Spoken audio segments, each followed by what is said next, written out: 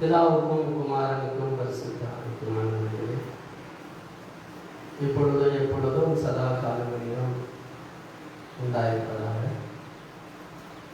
இந்த கத்தரோடு பணியில் இருக்கிறதுனால் இதிலே நாம் மகிழ்ந்து கலிக்கூற கடவுள் கடவுளை நாம் மேம்படுத்தி ஆராதனைக்கு நாம் ஆண்டவரை வரவேற்போம். கடவுளின் ஆராதனையில் நாம் அவனுடைய இடைப்படுகிறது ஆண்டுடைய பிரசனத்தையும் மகிமை இந்த ஆலயத்திலையும் நாம் இருக்கிற இடங்களிலே உணர்ந்து கடவுளை நாம் கனப்படுத்துவோம். என்னால் கூட நாம் ஜெபத்தை எடுத்து ஆராதனைக்கு நேரம் நாம் கடந்து போகலாம். நாம் ஜெபம் செய்வோம். நேற்று மீண்டும் ஆராதிக்கிறதான எங்கள் பரலோக பிதாவே, தன்ன பரிசுத்தமான ஓய்வு நாளுக்காக நன்றி ஆண்டவரே. இந்த ஓய்வு நாளில் கூட ஆண்டவரே, இந்த ஆண்டவரே நேரலை மூலமாக கூட ஆண்டவரே நீர் எங்களுக்கு ஆராதிக்க கொடுத்த இந்த சாகியத்துக்காக நன்றி ஆண்டவரே. இந்த ஆராதனையை நீரே பொருட்படுத்திக் கொள்ளும்படியாக ஜெபிக்கிறோம் ஆண்டவரே.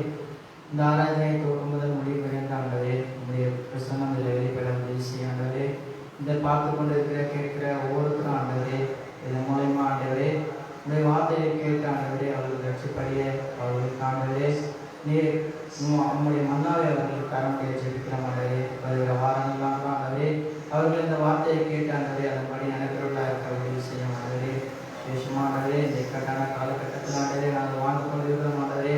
நீர் எங்களுக்கு ஆண்டவரே இம்மான் எங்களை பாதுகாத்து வர தயவுக்காக நன்றி ஆண்டவரே. சமய நாட்களையும் பாதுகாத்து வர தயவுக்காக நன்றி ஆண்டவரே. நீரே கூட பாதுகாத்து வர ஆண்டவரே. ஆண்டவரே நீர் கூட ஆண்டவரே இந்த லாக்டவுனில் கூட ஆண்டவரே நீர் இம்மாட்டை எங்களை பாதுகாத்து வர்றது தயவுக்காக நன்றி.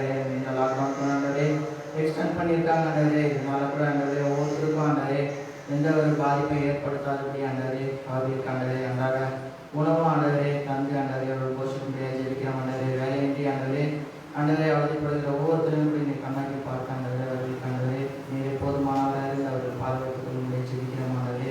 நீரே கூட எங்களுக்கு போதுமானவராக இருந்து ஆண்டவரே எல்லா காரியத்திலையும் நம்மளோடு பாதுகாத்துக் கொள்ள முடியாது ஜெபிக்கிறோம் ஆண்டவரே. நீரே கூட ஆசிரியர் ஆண்டவரே எங்களை வழிநடத்தும் ஆண்டவரே. கூடிய விரைவில் ஆண்டவரே இந்த ஆண்டவரே இந்த சூழ்நிலைகள்லாம் கூட மாற எங்களுக்கு உதவி செய்ய முடியாது ஜெபிக்கிறோம் ஆண்டவரே. அதுக்கு நாங்கள் ஆண்டவரே நம்மிடத்தில் ஊக்கமாக ஜெபித்து ஆண்டவரே நாங்கள் போராடி ஆண்டவரே எல்லா சூழ்நிலையும் மாற்ற முடிய எங்களுக்கு உதவி செய்ய முடியாது ஜெபிக்கிறோம் ஆண்டவரே. நாங்கள் ஒருபோதும் ஆண்டவரே வீட்டு விலைக்கு போகாதபடி ஆண்டவரே எங்களை பாதுகாத்துக் கொள்ளும் ஆண்டவரே. நாங்கள் கூட ஆண்டவரே மறுபடியும் ஆண்டவரே ஒன்று கூடி ஆண்டவரே சபையினர்கள் ஒன்று கூடி ஆண்டவரே ஆராதிக்க எங்களுக்கு உதவி செய்ய போகிற கிருபைக்காக நன்றி ஆண்டவரே. கூடிய விரைவில் எங்களுக்கு கூட அந்த ஒரு நல்ல ஒரு சமயத்தை ஏற்படுத்த முடியாது ஜெபிக்கிறோம் ஆண்டவரே. நீரே கூட ஆசீர்வதித்து இந்த ஆராதனை நீரே பொருட்படுத்திக் கொள்ளும் ஆண்டவரே. ஆண்டவரே நீர் வேத பகுதியில் எல்லாருக்கும் எங்களுக்கு ஆசீர்வதித்து தன்னுடைய ஜெபிக்கிறோம் ஆண்டவரே. இதில் நீர் வெளிப்பட ஆண்டவரே நீர் மகிமை போட ஆண்டவரே. இந்த வார்த்தைகள் ஆண்டவரே எங்களை பேய்பட்டுள்ளதாக இருக்க உதவி செய்ய ஆண்டவரே. இந்த ஆராதனையை நீரே பொருட்படுத்திக் தோல் முதல் முடிவு விரைந்த ஆண்டவரே நீரே ஆசீர்வதித்து காலம் ஆண்டவரே. நீரே கூட ஆண்டவரே இந்த உலகம் முழுவதும் ஆண்டவரே நடைபெறுவதான ஆராதனைகளாக கூட ஆண்டவரே நீர் வெளிப்பட முடியாது ஜெபிக்கிறோம் ஆண்டவரே. இந்த ஆராதனையை ஆசீர்வதித்து காலம் எங்களை கூட சமாதானத்தோடு வழிநடத்தும் எல்லாவற்றையும் இயேசு கிறிஸ்து மூலம் ஜெபிக்கிறோம் எங்கள் ஜீவன் நல்ல பிதாவே. நாம் ஒரு பாடலுக்கு பார்க்கலாம். ஆத்துமமே உள்ளமே ஆண்டவரை சொல்லுகிறேன். ஆத்துமமே முழு உள்ளமே ஆத்துமமே ஏன் முழு உள்ளமே உன்னாண்டவரே தொழுதேற்று என் ஆழ்வரை அன்பு வைத்தாதரித்த உன்னாண்டவரை தொழுதேற்று போத்திடுவோம்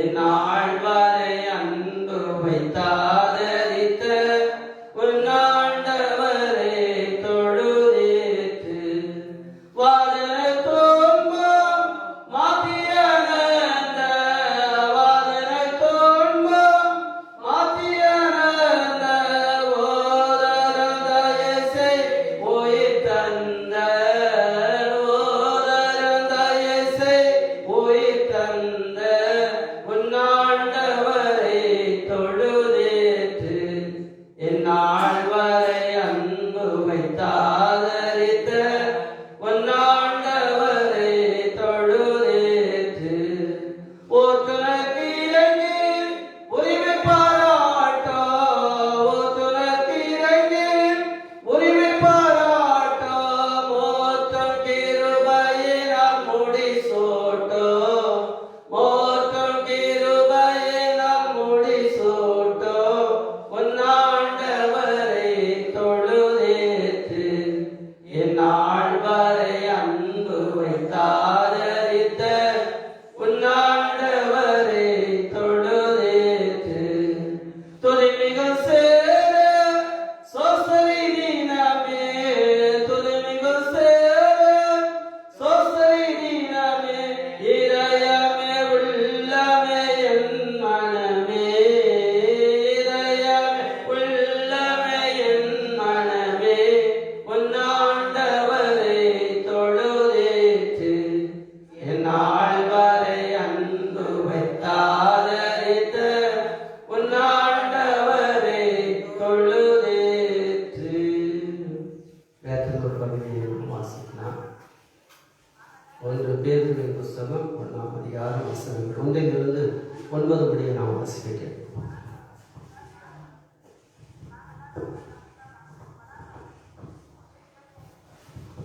வாசிக்கும்படியாக தெரிந்து கொள்ளப்பட்ட முதலாம் வேத பாடம் 1 பேதுரு 1 தொடங்கி 9 முடிய.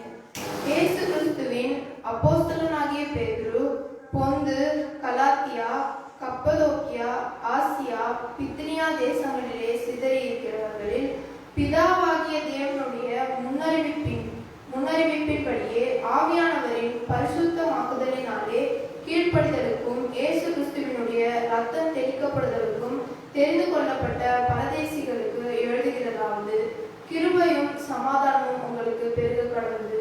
நம்முடைய கர்த்தராகிய இயேசு கிறிஸ்துவின் பிதாவாகிய தேவனுக்கு ஸ்தோத்திரம் உண்டாவதாக.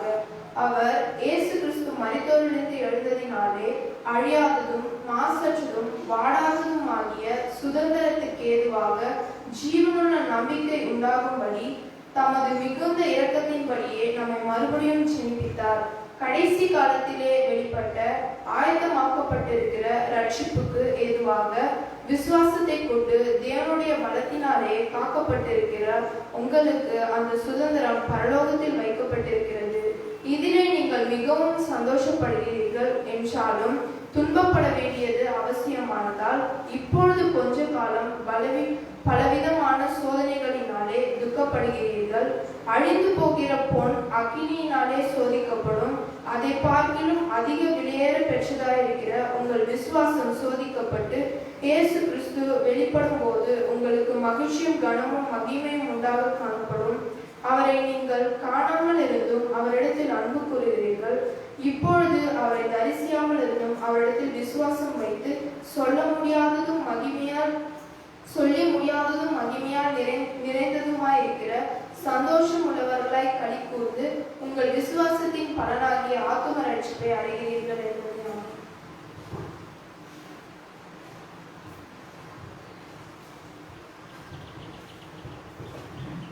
தேவதாமே இந்த ஞான நாளிலும் நாம் வாசித்த இந்த வார்த்தைகளை கர்த்தர் நமக்கு ஆசீர்வதித்து தருவாராக.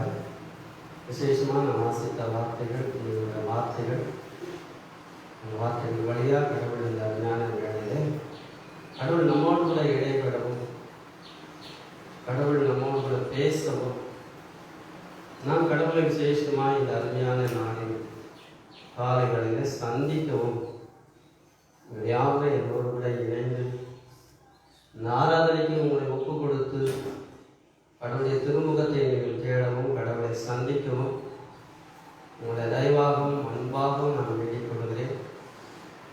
காரியத்தை கேட்கிறவர்கள் தயவாய் நீங்கள் உணர வேண்டும். இது ஒருவேளை கொரோனா வைரஸினாலே ஊரடங்கு பிறப்பிக்கப்பட்டிருந்தாலும் கடவுளுடைய நாள் என்கிறதை ஒரு நாளை மாற்ற முடியாது. கடவுளை ஆராதிக்கிறதுக்கான ஒருவேளை தடைகள் நமக்கு இருக்கலாம். ஆனால் ஆவிக்குரிய வாழ்க்கையில நமக்கு அந்த தடைகள் இல்லை. ஆனால் உண்மையாக நீங்கள் கடவுளுடைய கட்டளையை நிறைவேற்ற வேண்டுமானால் இந்த நாளை அசட்டை பண்ணாமல் நீங்கள் அலைந்து தெரிகிறதை விட்டு உங்கள் வேலைகளை விட்டு தயவுந்து கடவுளுடைய வார்த்தைக்கு நீங்கள் கீழ்ப்படியுங்கள். உங்கள் விசுவாச வாழ்க்கையை, ஒரு ஆவிக்குரிய ஜீவியத்தை நீங்கள் தளர பண்ணாதீர்கள். தயவுசெய்து இந்த ஆராதனைக்கு உங்களை ஒப்பு கொடுத்து உங்கள் வீடுகளிலே அமர்ந்து குடும்பங்களால் கூட இந்த வார்த்தைகளை தியானித்து இதனால் உண்டான ஆசீர்வாதத்தை கடவுள் இந்த காலையில் நீங்கள் இருக்கிற இடத்துல உங்களுக்கு தருவார்.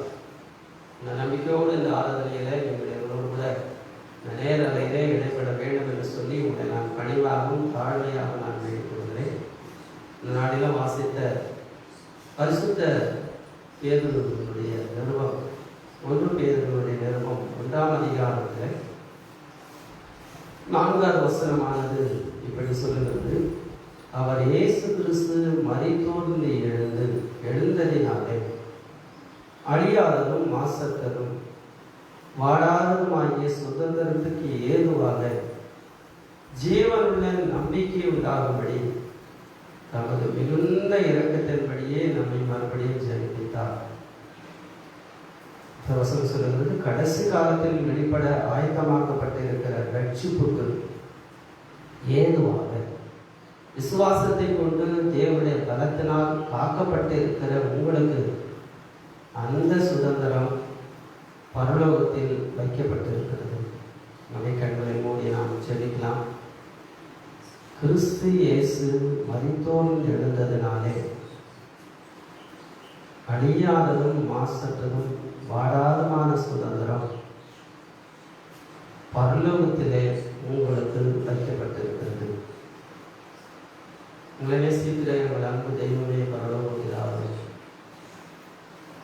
கடவுளே, பேசுகிற கடவுள் ஆண்டவரே, போன வாரத்தில் ஆண்டவரே தெய்வச நாளை குறித்து நாம் தியானிக்க வேண்டும். தெய்வச நாளிலே கூடிய 120 பேர் மேலும் பரிசுத்த ஆவியானவர் இறங்கி அந்நிய பாஷைகளிலே பேசினார்கள். ஆண்டவரே, வேற சொல்லுவது அந்நிய பாஷையில பேசுகிறவன் ஆண்டவரோடு கூட பேசுகிறான் என்று சொல்லி, இந்த தேவச நாள் என்பது கடவுளோடு கூட கடவுள் பேசுகிற ஒரு திருநாளாக நான் போன வாரத்திலே நாம் தியானிப்போம். என்றைக்கும் கடவுள் எங்களோடு பேசிக்கொண்டு இருக்கிறீர். ஆவியானவர் எங்களோடு கூட பேசுகிறதுக்கு நீர் அனுப்பி இருக்கிறீர். அதற்காக ஆண்டவரே நம்ம நமக்கு நன்றி சொல்லிக்கொள்ளும். மாத்திரமல்ல ஆண்டவரே, நீர் பரிசுத்த ஆவியானவர் இறங்கி இருக்கிறது. சாட்சிகளாக இருக்கிறோம் உயிர்த்தெழுதலுக்கு என்று சொல்லி உம்மோடு இருந்தவர்கள் சாட்சிகளாகவும் உடைய வேத வாக்கியங்கள் சாட்சிகளாகவும் இறங்கி வந்திருக்கிற ஆவியானவர் இயேசு கிறிஸ்துவுக்கு சாட்சியாக இருக்கிறதை பெந்தேகோச நாளுடைய நாளில் ஒரு விசேஷமாகவும் பெந்தேகோசனுடைய விசேஷமாக ரட்சிக்கப்படுகிறவர்கள் சபையில் சேர்க்கப்பட்டார்கள் என்று சொல்லி சபையில் சேர்க்கப்படுகிற ஒரு திருநாள் பெந்தேகோஸ்தே திருநாள் என்று சொல்லி நாங்கள் போன வாரத்திலே தியானித்திருக்கிறோம்.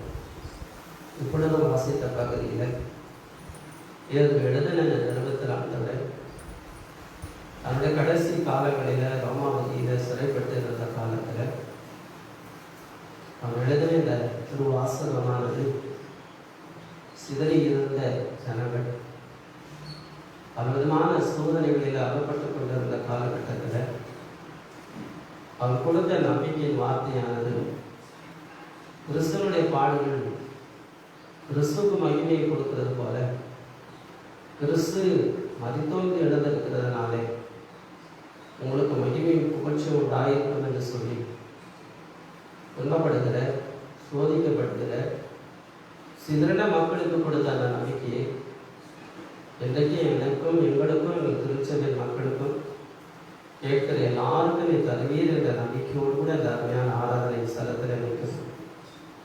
எந்த சுயம் இருந்தாலும் சுற்றி ஆண்டவரே, எந்த எண்ணம் இருந்தாலும் அதை இறக்கி போடும். உள்ள நினைவோடும் இந்த சிந்தனையோடும் இந்த ஆவிலை நடைந்து கடவுளாக இருக்கிற உண்மை அந்த ஆராதனையில நாங்கள் காண்பிக்க ஆண்டவரே, இந்த நாளிலே உண்மை நாங்கள் அறிந்து கொள்ள இந்த ஆசிரியரை நாங்கள் பெற்றுக்கொள்ள தருக்களை உதவி செய்யும். வாரம் என்று ஆராதனையை எங்களை அர்ப்பணிக்கிறோம். பேசுகிறனை அடியாரை மறையும் பயன்படுத்தும் மேம்படுத்திக் கொள்ளும் ஜனங்களை ஆசீர்வதியும். இயேசு ரட்சகரின் வெளியேறப்பட்ட நாமத்தில் வேண்டுகிறோம் ஜீவனோட நல்ல பிதாவே. ஆமென். தேவதாமே மறுபடியுமாய் இந்த பரிசுத்த நாளிலேயும் இந்த ஆராதனையில் தேடுகிற உங்களை கர்த்தர் நிச்சயமா ஆசீர்வதிப்பார். அவருக்கு எல்லா மகிமையும் எப்போதும் இருப்பதாக. நான் வாசித்த இந்த அருமையான பேருந்து நிறுவனத்தில் சிதறி இருக்கிற மக்களுக்கு, குறிப்பாக பரதேசிகளுக்கு இந்த நிருபத்தை அப்போஸ்தலனாகிய பேதுரு எழுதுகிறார். யாரை பற்றி நான் பார்க்கணும், கிறிஸ்துவுக்கு பிறகு 64 இந்த நிருபமானது எழுதப்பட்டதாக சொல்லப்படுகிறது. அந்த சமயத்தில் விசேஷமாக பேதுரு இருக்கிறவர் ரோமாபுரியிலே அவர் இருக்கிறார், சத்தியாக.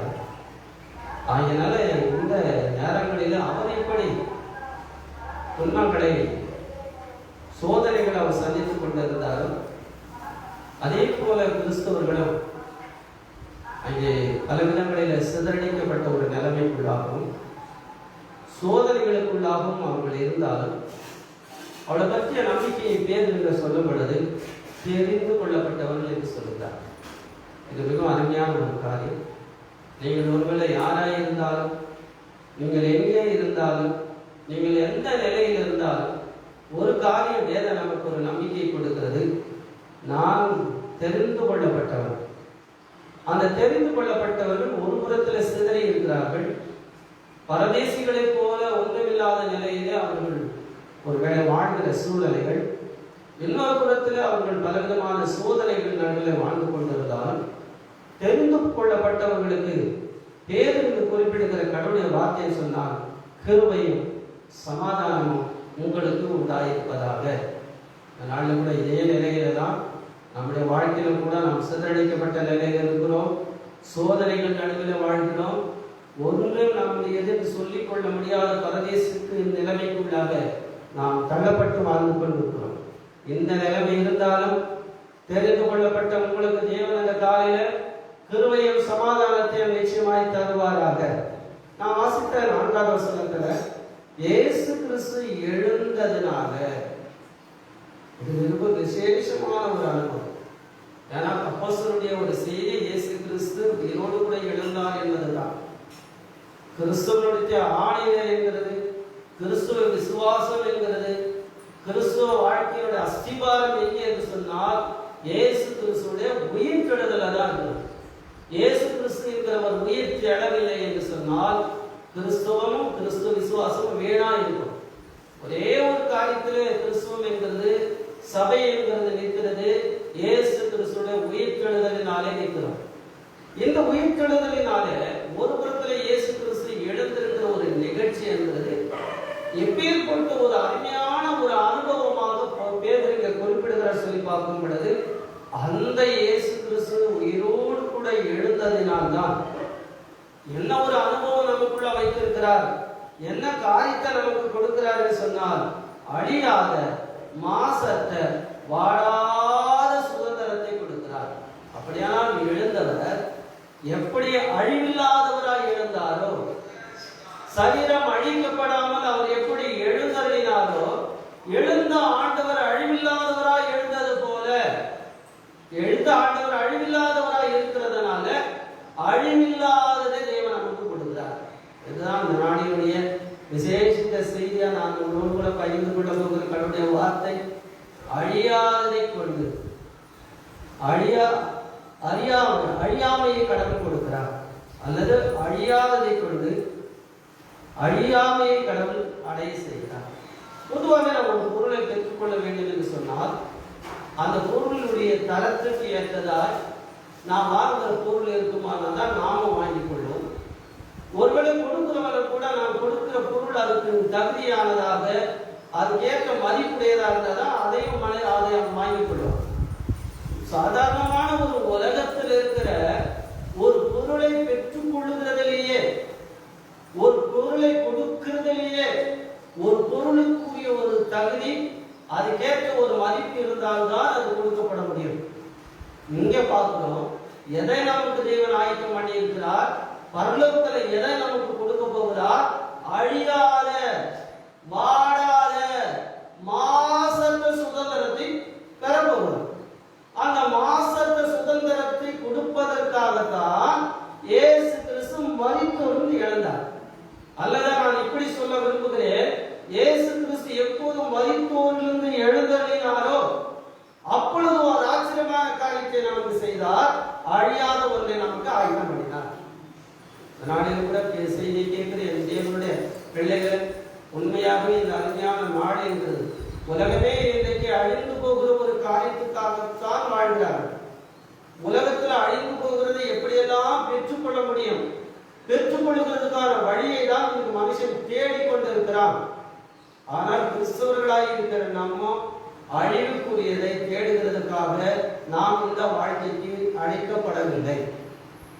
இயேசு கிறிஸ்துடைய உயிர்த்தெழுதலினாலே எழுப்பப்பட்ட உயிர்ப்பிக்கப்பட்ட கிறிஸ்தவ வாழ்க்கையை தேவன் எனக்கு கொடுத்திருக்கிறபடினாலே, அல்லது இயேசு கிறிஸ்து மரித்தோரில் எழுந்ததனால நான் அவரோடு கூட எழுந்திருந்தேன்.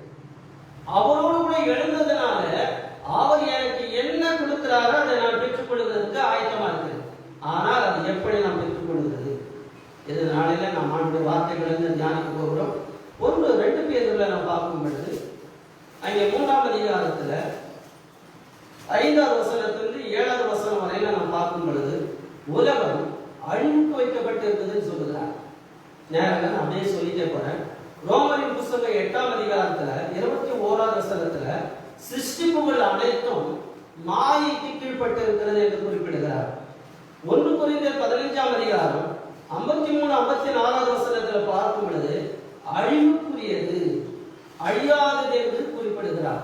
அப்படியானால் அழிவுக்குரிய ஒரு வாழ்க்கையில் இருக்கிறவரை கூட பவுல் இந்த கடிதத்தை எழுதும்போது என்ன சொல்கிறார் சொன்னால், அழிவுக்குரிய இந்த சரீரம் இருந்தாலும் அழியாமே நம்பிக்கை. அப்படியானால் எல்லாரும் ஒரு நம்பிக்கையோடு கூட, விசுவாசத்தோடு கூட, எதிர்பார்ப்போடு கூட இருங்கள். உண்மையாக இன்றைக்கு தேவன் நமக்கு கொடுக்கிற இந்த வெகுமதி பொருள், இதற்கு இணையானது இந்த உலகத்துல எவனாலுமே தர முடியாது. ஏன்னா இயேசு கிறிஸ்து கொடுக்கிறது அழியாதது, மாசற்றது. அது மாத்திரமல்ல, அது விலையேற பெற்றது, அது வாழாத சுதந்திரம். இந்த சுதந்திரத்தை அடைகிறதுக்கு தான் இயேசு கிறிஸ்து 4ஆவது வசனத்துல 1 பேதுரு 1:4 இயேசு கிறிஸ்து எழுந்ததனால அதை கொடுக்கிறாருன்னு சொல்லி பார்க்கிறோம். அப்படியே இயேசு கிறிஸ்து எழுந்ததனால ஒரு அழியாத ஒரு சுதந்திரத்துக்கு கடவுள் எழுதியிருக்கிறார், அல்லது அதை கொடுக்கிறதுக்காக அவர் எழுந்திருக்கிறார். இதை குறித்து இதே பேதுரு தன் பெந்தேகோஸ்தே நாளிலே அவர் முதல் முறையாக பெந்தேகோஸ்தே நாளிலே அவர் எழுந்து பேசும் பொழுது 2ஆம் அதிகாரம் 31ஆவது வசனத்தில் அவர் பேசும்போது சொல்லுகிறார், வாசிக்கிறீங்களா? அவன் கிறிஸ்துவினுடைய ஆத்மா பாதாளத்திலே விடப்படுவதில்லை என்றும் அவருடைய மாம்சம் அழிவை காண்பதில்லை என்றும் முன்னறிந்து அவர் உயிர்த்தெழுதலை குறித்து இப்படி சொன்னார். இயேசு கிறிஸ்துடைய ஆத்மா பாதாளத்திலே விடப்படுவதில்லை, அவருடைய மாம்சம் அழிவை காணவில்லை. அப்படியானால் இதனுடைய விசேஷம் சொன்னால், அழியாததை கொண்டு அழியாமையும் நாம் பெற்றுக்கொள்ள போகிறோம். அப்படியானால் நான் அழிவு போகிற ஒரு பொருளை கொடுத்து விட்டு நான் அழியாத ஒரு காரியத்தை நான் ஏமாற்ற ஆழத்தில் வாங்க முடியாது. அப்படியானால் என்னுடைய வாழ்க்கையில ஒரு அழியாததுக்காக இயேசு கிறிஸ்து எப்படி சரீரம் அழியாதவராக, ஆத்மா அழிவை காணாதவராக, மாம்சம் அழுகி போகாதவராக எழுந்ததனால தேவன் அவரை என்னைக்கும் உள்ள சதா காலங்களிலும் அழியாத பரலோகத்துல தேவனுடைய சமூகத்தில் அவரை வைத்திருக்கிறது போல என்னை அவரை கற்றுக் கொள்கிறான். அவரோடு கூட எழுந்து கொள்ளும் பொழுது இந்த ஒரு அற்புதமான நிகழ்ச்சியை தான் இங்கே குறிப்பிடுகிறதை பேதுரு தன்னுடைய முதலாவது செய்தியிலும் பிரசங்கிக்கிறார். அதே போல அவர் அங்கே குறிப்பிடும் பொழுது சங்கீதம் 16:10 கூட பார்க்கும் பொழுது அவருடைய ஆத்மா பாதாளத்தில் விடப்படுவதில்லை, பரிசுத்தவான் அங்கே அழிவை காண்பதில்லை என்கிற செய்தியை குறிப்பிடுகிறார். சங்கீதங்களின் புஸ்தகம் 30வது சங்கீதம் 3வது வசனத்தை நாம் வாசிக்கலாம். சங்கீதம் 30:3. நீர் என் ஆத்துமாவை பாதாளத்திலிருந்து ஏற பண்ணி, கர்த்தாவே நீர் என் ஆத்துமாவை பாதாளத்திலிருந்து ஏற பண்ணி, நான் குழியில் இறங்காதபடி என்னை உயிரோடு காத்தி. ஒரு புறத்துல இந்த வார்த்தைங்கிறது சங்கீதக்காரன் பாவம் செய்து குழியில இறங்குற பாதாளத்துக்கு போகிற ஒரு காலகட்டம் வந்த பொழுது அவன் கடவுளை நோக்கி கூப்பிட்டு தன் பாவத்தை அறிக்கையிட்டதுனால கடவுள் அந்த நிலைமையில தன்னை ஏற்பணினார் என்கிறதையும் அவன் இங்கே குறிப்பிடுகிறான். இன்னொரு புறத்துல நான் வாசித்த 16வது சங்கீதத்துல இயேசு கிறிஸ்து எப்படி மரித்தோர்ந்து பாதாளத்தில் ஆத்மா விடப்படாமல் அவர் எழுந்திருந்தார் என்பதையும் குறிப்பிடுகிறார். ஆக மொத்தத்துல நான் பார்க்கும் பொழுது இயேசு கிறிஸ்து அவர் மரித்தாலும் கூட அவர் சரீரம் அழியாதவராய் என்ன பண்ணினாரு? எழுந்ததினாலே பரலோகத்திலே ஒரு அழியாத சுதந்திரத்துக்கு அவர் பங்குள்ளவரானார். அதே போல இயேசு கிறிஸ்து மரித்தோரிலிருந்து எழுந்ததினால எனக்கு தேவன் கொடுக்கிற மிகப்பெரிய ஸ்லாக்கியத்தை சொன்னால் அழியாத மாடாத மகிமையான சுதந்திரத்தை எனக்கு கொடுக்கிறார். ஒரு 2 தீமோத்தேயு புத்தகம் 1ஆம் அதிகாரம் 10வது வசனத்தை கூட நாம் வாசிக்கலாம். 2 தீமோத்தேயு 1ஆம் அதிகாரம் 10வது வசனம். நம்முடைய இரட்சகராகிய இயேசு கிறிஸ்து பிரசன்னமானதினாலே அந்த கிருபை இப்பொழுது வெளிப்படுத்தப்பட்டது. அவர் மரணத்தை பரிகரித்து ஜீவனையும் அழியாமையும் சுவிசேஷத்தினாலே வெளியரங்கமாக்கினார். அருமையான ஒரு காரியத்தை தன்னுடைய விசுவாச குமாரனாய் இருக்கிற தீமோத்தேயுக்கு பவுல் எழுதுகிறார். என்ன காரியம் சொன்னால், நம்முடைய ஆண்டவர் இயேசு கிறிஸ்து பிரசன்னமானதனால அல்லது அவர் மரணத்தை பரிகரித்து மரணத்திலிருந்து எழுந்ததனால ஜீவனையும் அழியாமையும் வெளிப்படுத்தினார். அப்படியானால் அழியாமையை நாம் பெற்றுக் கொள்கிறதுக்கு நாம் பிரயாசப்பட்டுக் கொண்டிருக்கிறோம். அந்த அழியாததை நான் பெற்றுக்கொள்ள வேண்டும் என்று சொன்னால் என்னுடைய வாழ்க்கையில அழியாதது அப்படி என்ன இருந்தால் என்னுடைய வாழ்க்கையில அழியாமையை நான் அடைய முடியும். இதுவரையில நான் உங்களோடு பேசும் பொழுது இயேசு கிறிஸ்துவினால இயேசு கிறிஸ்து எழுந்ததனால நமக்கு இருக்கிற அழியாமையை நாம் அடைய போகிறோம் என்று சொல்லி இந்த திருவார்த்தைகள் வழியா நாம் உங்களோடு பகிர்ந்து பண்ணேன். ஒரு புறத்தை நான் பார்க்கும் பொழுது இந்த சத்தியங்கள் வழியா நான் பார்க்கும் பொழுது எந்த ஒரு காரியம் இயேசு கிறிஸ்து எழுந்ததனால எனக்கு ஆயத்தமாக்கப்பட்டு இருக்கிற இந்த மாசத்த வாடாத இந்த சுதந்திரத்தை நான் பெற்றுக் கொள்ளுகிறதுக்கு என்கிட்ட என்ன அழியாமை இருக்கிறது? விசுவாச கடவுள் உங்களை ஆசீர்வதிப்பாரா? வாசிக்கலாம் 5வது வசனத்தை. 1 பேதுரு 1ஆம் அதிகாரம் 5வது வசனம். கடைசி காலத்திலே வெளிப்பட ஆயத்தமாக்கப்பட்டிருக்கிற ரட்சிப்புக்கு ஏதுவாக விசுவாசத்தை கொண்டு தேவனுடைய பலத்தினாலே காக்கப்பட்டிருக்கிற உங்களுக்கு அந்த சுதந்திரம் பரலோகத்திலே வைக்கப்பட்டிருக்கிறது. அப்படியானால் கடைசி காலத்திலே வெளிப்பட போகிறவர்கள் அல்லது எனக்காக பரலோகத்திலே தேவனுடைய பலத்தினாலே காக்கப்பட்டிருக்கிற பரலோகத்துடைய சுதந்திரம், இதை அடைகிறதுக்கு என்ன விசேஷமான காரியத்தை சொல்கிறார்? நீங்கள் அப்பேற்பட்டதை பெற்றுக்கொள்ள வேண்டும் என்று சொன்னால் உங்களுக்கு ரட்சிப்புக்கு ஏதுவான விசுவாசம் இருக்க வேண்டும். அப்படியானால் இந்த உலகத்துல என்னிடத்தில் இருக்கிறதோ உலகத்தில் இருக்கிறதோ எல்லாமே அழியக்கூடிய, எதுவுமே நிலையானது கிடையாது, எதுவுமே ஒன்றும் நிலைக்க போகிறதும் கிடையாது. அப்படின்னா எல்லாமே அழிய போகிறதா இருக்கிறதுனால அழிய போகிற ஒன்றை ஆண்டவரே உனக்கு நான் கொடுக்கிறேன், உன்னிடத்தில் இருக்கிற அழியாததை எனக்கு கொடு என்று சொல்லுவோமானால் ஒருபோது அது நமக்கு கிடைக்காது. அப்படியானால் என்னிடத்துல ஒரு அழியாததை பெற்றுக் கொள்ளுகிறதுக்கான ஒரு விசேஷத்தை கர்த்தர் என் கையில கொடுத்துக்கிறார். எத்தனை பேர் நம்புறாங்க? உண்மையாக நம்ம எல்லார் கையிலுமே ஒரு அழியாததை பெற்றுக் கொள்ளுகிறதுக்கான விசேஷப்பட்ட ஒரு சுதந்திரத்தை, ஒரு அருமையான ரட்சிப்புக்கான ஒரு விசுவாசத்தை என்ன பண்ணிக்கிறாங்க கொடுத்திருக்கிறபடினால அந்த விசுவாசம் எனக்கு கொடுக்கப்பட்ட ரட்சிப்புக்கு ஏதுவான விசுவாசம். நல்ல கூட பாருங்க, இன்னும் கூட கடைசி காலத்துல வெளிப்பட போகிறதை நான் பெற்றுக்கொள்ளக்கூடிய ரட்சிப்புக்கு ஏதுவான விசுவாசம். இதை நாம் புரிந்து கொள்ளலாம், அது நமக்கு தவறுதலாகவே தெரியும். அப்படியானால் கடைசி காலத்துல கடவுள் கொடுக்க போகிற அழியாத மாசற்ற வாழாத சுதந்திரத்துக்கான ஒரு காரியத்துல கடைசி காலத்தை அது கொடுக்க போகிறார். கடைசி வேலையில அது எனக்கு கிடைக்க போகிறது. அதை பெற்றுக் கொள்ளுகிறதுக்கு எனக்கு ரட்சிப்புக்கேற்ற விசுவாசம் வேண்டும். அந்த ரட்சிப்புக்கேற்ற ஒரு விசுவாசம் எவனுக்குள் இருக்கிறதோ, எவனுக்குள்ளாக அந்த அழியாத விசுவாசம் இருக்கிறதோ, அந்த விசுவாசிக்கிறவனுக்கு இங்கே சொல்லப்படுகிற அழியாத மாசற்ற வாடாத பரலோகத்துடைய சுதந்திரத்தை கற்றுக் கொடுக்கிறார். அப்படின்னா என்கிட்ட இருக்கிறது விசேஷமான ஒன்று, அதுதான் அழியாது.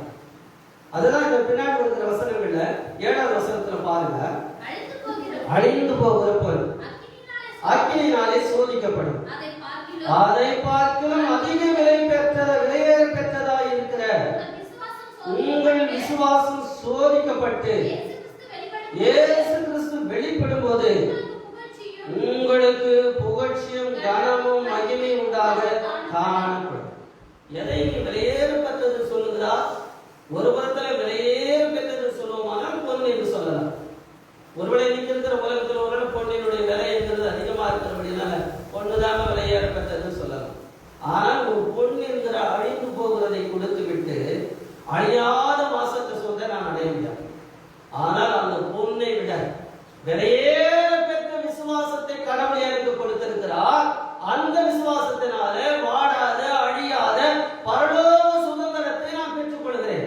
அதற்காக இங்கே என்ன நடக்குது சொன்னால் விசுவாசம் இல்ல, கடைசி காலத்திலே வெளிப்படுகிற ரட்சிப்புக்கேற்ற விசுவாசம் முதல்ல பார்த்தோம். இங்க 7வது வசனத்துல சொல்லுகிறார், எப்பேற்பட்ட விசுவாசம் சொன்னால் பொன்னை போல சோதிக்கப்பட்ட விசுவாசம். சும்மா விசுவாசம் என்கிற பெயரளவுல வைத்துக் கொள்ளுகிறது அல்ல. விசுவாசிக்கிறியா? நான் விசுவாசிக்கிறீங்க. விசுவாசியான்னு நான் விசுவாசிக்கிறேன். இல்லவே என்னுடைய விசுவாசம் சோதிக்கப்பட்டு நான் கடவுள் கொடுக்கிறதான பரலோகத்துடைய சுதந்திரத்தை அடைகிறதுக்கு என் விசுவாசத்தை கர்த்தர் சோதித்திருக்கிறார். கடவுள் என்னை சோதித்த பிறகு என்னுடைய வாழ்க்கை எப்படி சொன்னால் விசுவாசம் உள்ளதாக. அப்படின்னா சோதனையில கூட, போராட்டங்களில கூட, சிதறி இருக்கிற நிலைமையில கூட என்னுடைய வாழ்க்கையில நான் வைத்திருக்கிற விசுவாசத்தை வழிவிடவில்லை, குறைபடுத்திக் கொள்ளவில்லை. இன்னும் அதனுடைய விசுவாசத்தை இன்னும் மெருகேற்றி இருக்கிறேன். அது இப்பொழுது எல்லாவற்றையும் பெற்றுக் கொள்ளுகிறதுக்கு அது சோதிக்கப்பட்ட பொருளாக இருக்கிறது. இதுதான் யோபு கூட நாம் பார்க்க முடியும். அவ்வளவு பெரிய சோதனைகள் எல்லாம் ஒரே நாளிலே முடிவுக்கு வந்தது. அவனுடைய எல்லா ஆடு மாடுகள், ஒட்டகங்கள், கழுதைகள், வேலைக்காரர்கள், பிள்ளைகள் அத்தனையும் ஒரே நாளுக்குள்ளாக இழந்திருக்கிறார். அவன் பேசிக்கொண்டு இருக்கும் பொழுதே ஒவ்வொன்றா இழப்புகள் வருகிறது. கடைசியில் அவனே தன்னுடைய சரீர சுகத்தை இழந்து ஓட்டை எடுத்து உரண்டி சாம்பலிலே உட்கார்கிறான். இப்பேற்பட்ட ஒரு நிலைமையில அவன் சோதிக்கப்பட்டு கொண்டு இருக்கிற வேளையில அவனுடைய விசுவாசத்தை பற்றி யோபே சொல்லுகிறான், நான் சோதிக்கப்பட்ட பின்பு பொன்னாக விளங்கினேன். நான் நினைக்கிறேன் அவன் பொன்னா பொற்சனையா மாறிடுவதல்ல, என்னுடைய விசுவாசம் பொன்னை போறோம். இதுதான் இன்னைக்கு நம்ம வாழ்க்கையில இந்த சோதனைகள் நடுவில், இந்த போராட்டங்கள் நடுவில், இந்த சிதறி வாழ்கிற தனிமைப்படுத்தப்பட்டிருக்கிற இந்த ஜீவன்களில ஒருவேளை இந்த உலகத்துடைய முடிவு இந்த கொரோனாஸ்னால எப்படி முடிய போகிறது என்று சொல்லி இன்னும் யாரால கணிக்க முடியாத நிலையில் இருக்கிறோம். இப்படிதான் முடியும், இப்படிதான் ஆகும் என்று சொல்லி யாரால சொல்ல முடியாத நிலைமை. ஆனால் எந்த நிலைமை எனக்கு இருந்தாலும் நானே கடவுள் எனக்கு வைத்திருக்கிற அழியாத சுதந்திரத்தை நான் அடைகிறதுக்காக ஒரு அழியாமையை எனக்குள் வைத்திருக்கிறேன். விசுவாசத்தில் வல்லமையான ஒரு விசுவாசத்தை, அல்லது சோதிக்கப்பட்டோம் சோதனைகளை ஜெயிக்கக்கூடிய ஒரு விசுவாசத்தை எனக்கு வைத்திருக்கிறேன் சொல்லுகிறார். அதை பற்றி 9வது வசனத்தில் கூட அவர் சொல்லும் பொழுது, உங்கள் விசுவாசத்தின் பலனாகிய ஆத்தும ரட்சிப்பை அடைகிறீர்கள். அப்படின்னா முதல்ல நம்ம பார்த்தோம் ரட்சிப்புக்கு ஏற்ற ஒரு விசுவாசம் என்று 5ல நம்ம பார்த்தோம். 7வது வசனத்துல பார்க்கும் பொழுது சோதிக்கப்பட்ட பிறகு அந்த விசுவாசத்துல வருகிற புகழ்ச்சியும் கனத்தையும் மகிமையை பற்றி பேசுகிறார். இப்பொழுது 9வது வசனத்துல வந்து சொல்கிறார், உங்கள் விசுவாசத்தின் பலனாகிய ஆத்தும ரட்சிப்பை அடைகிறீர்கள். இப்ப நல்லா நீங்க கவனிக்கணும், இந்த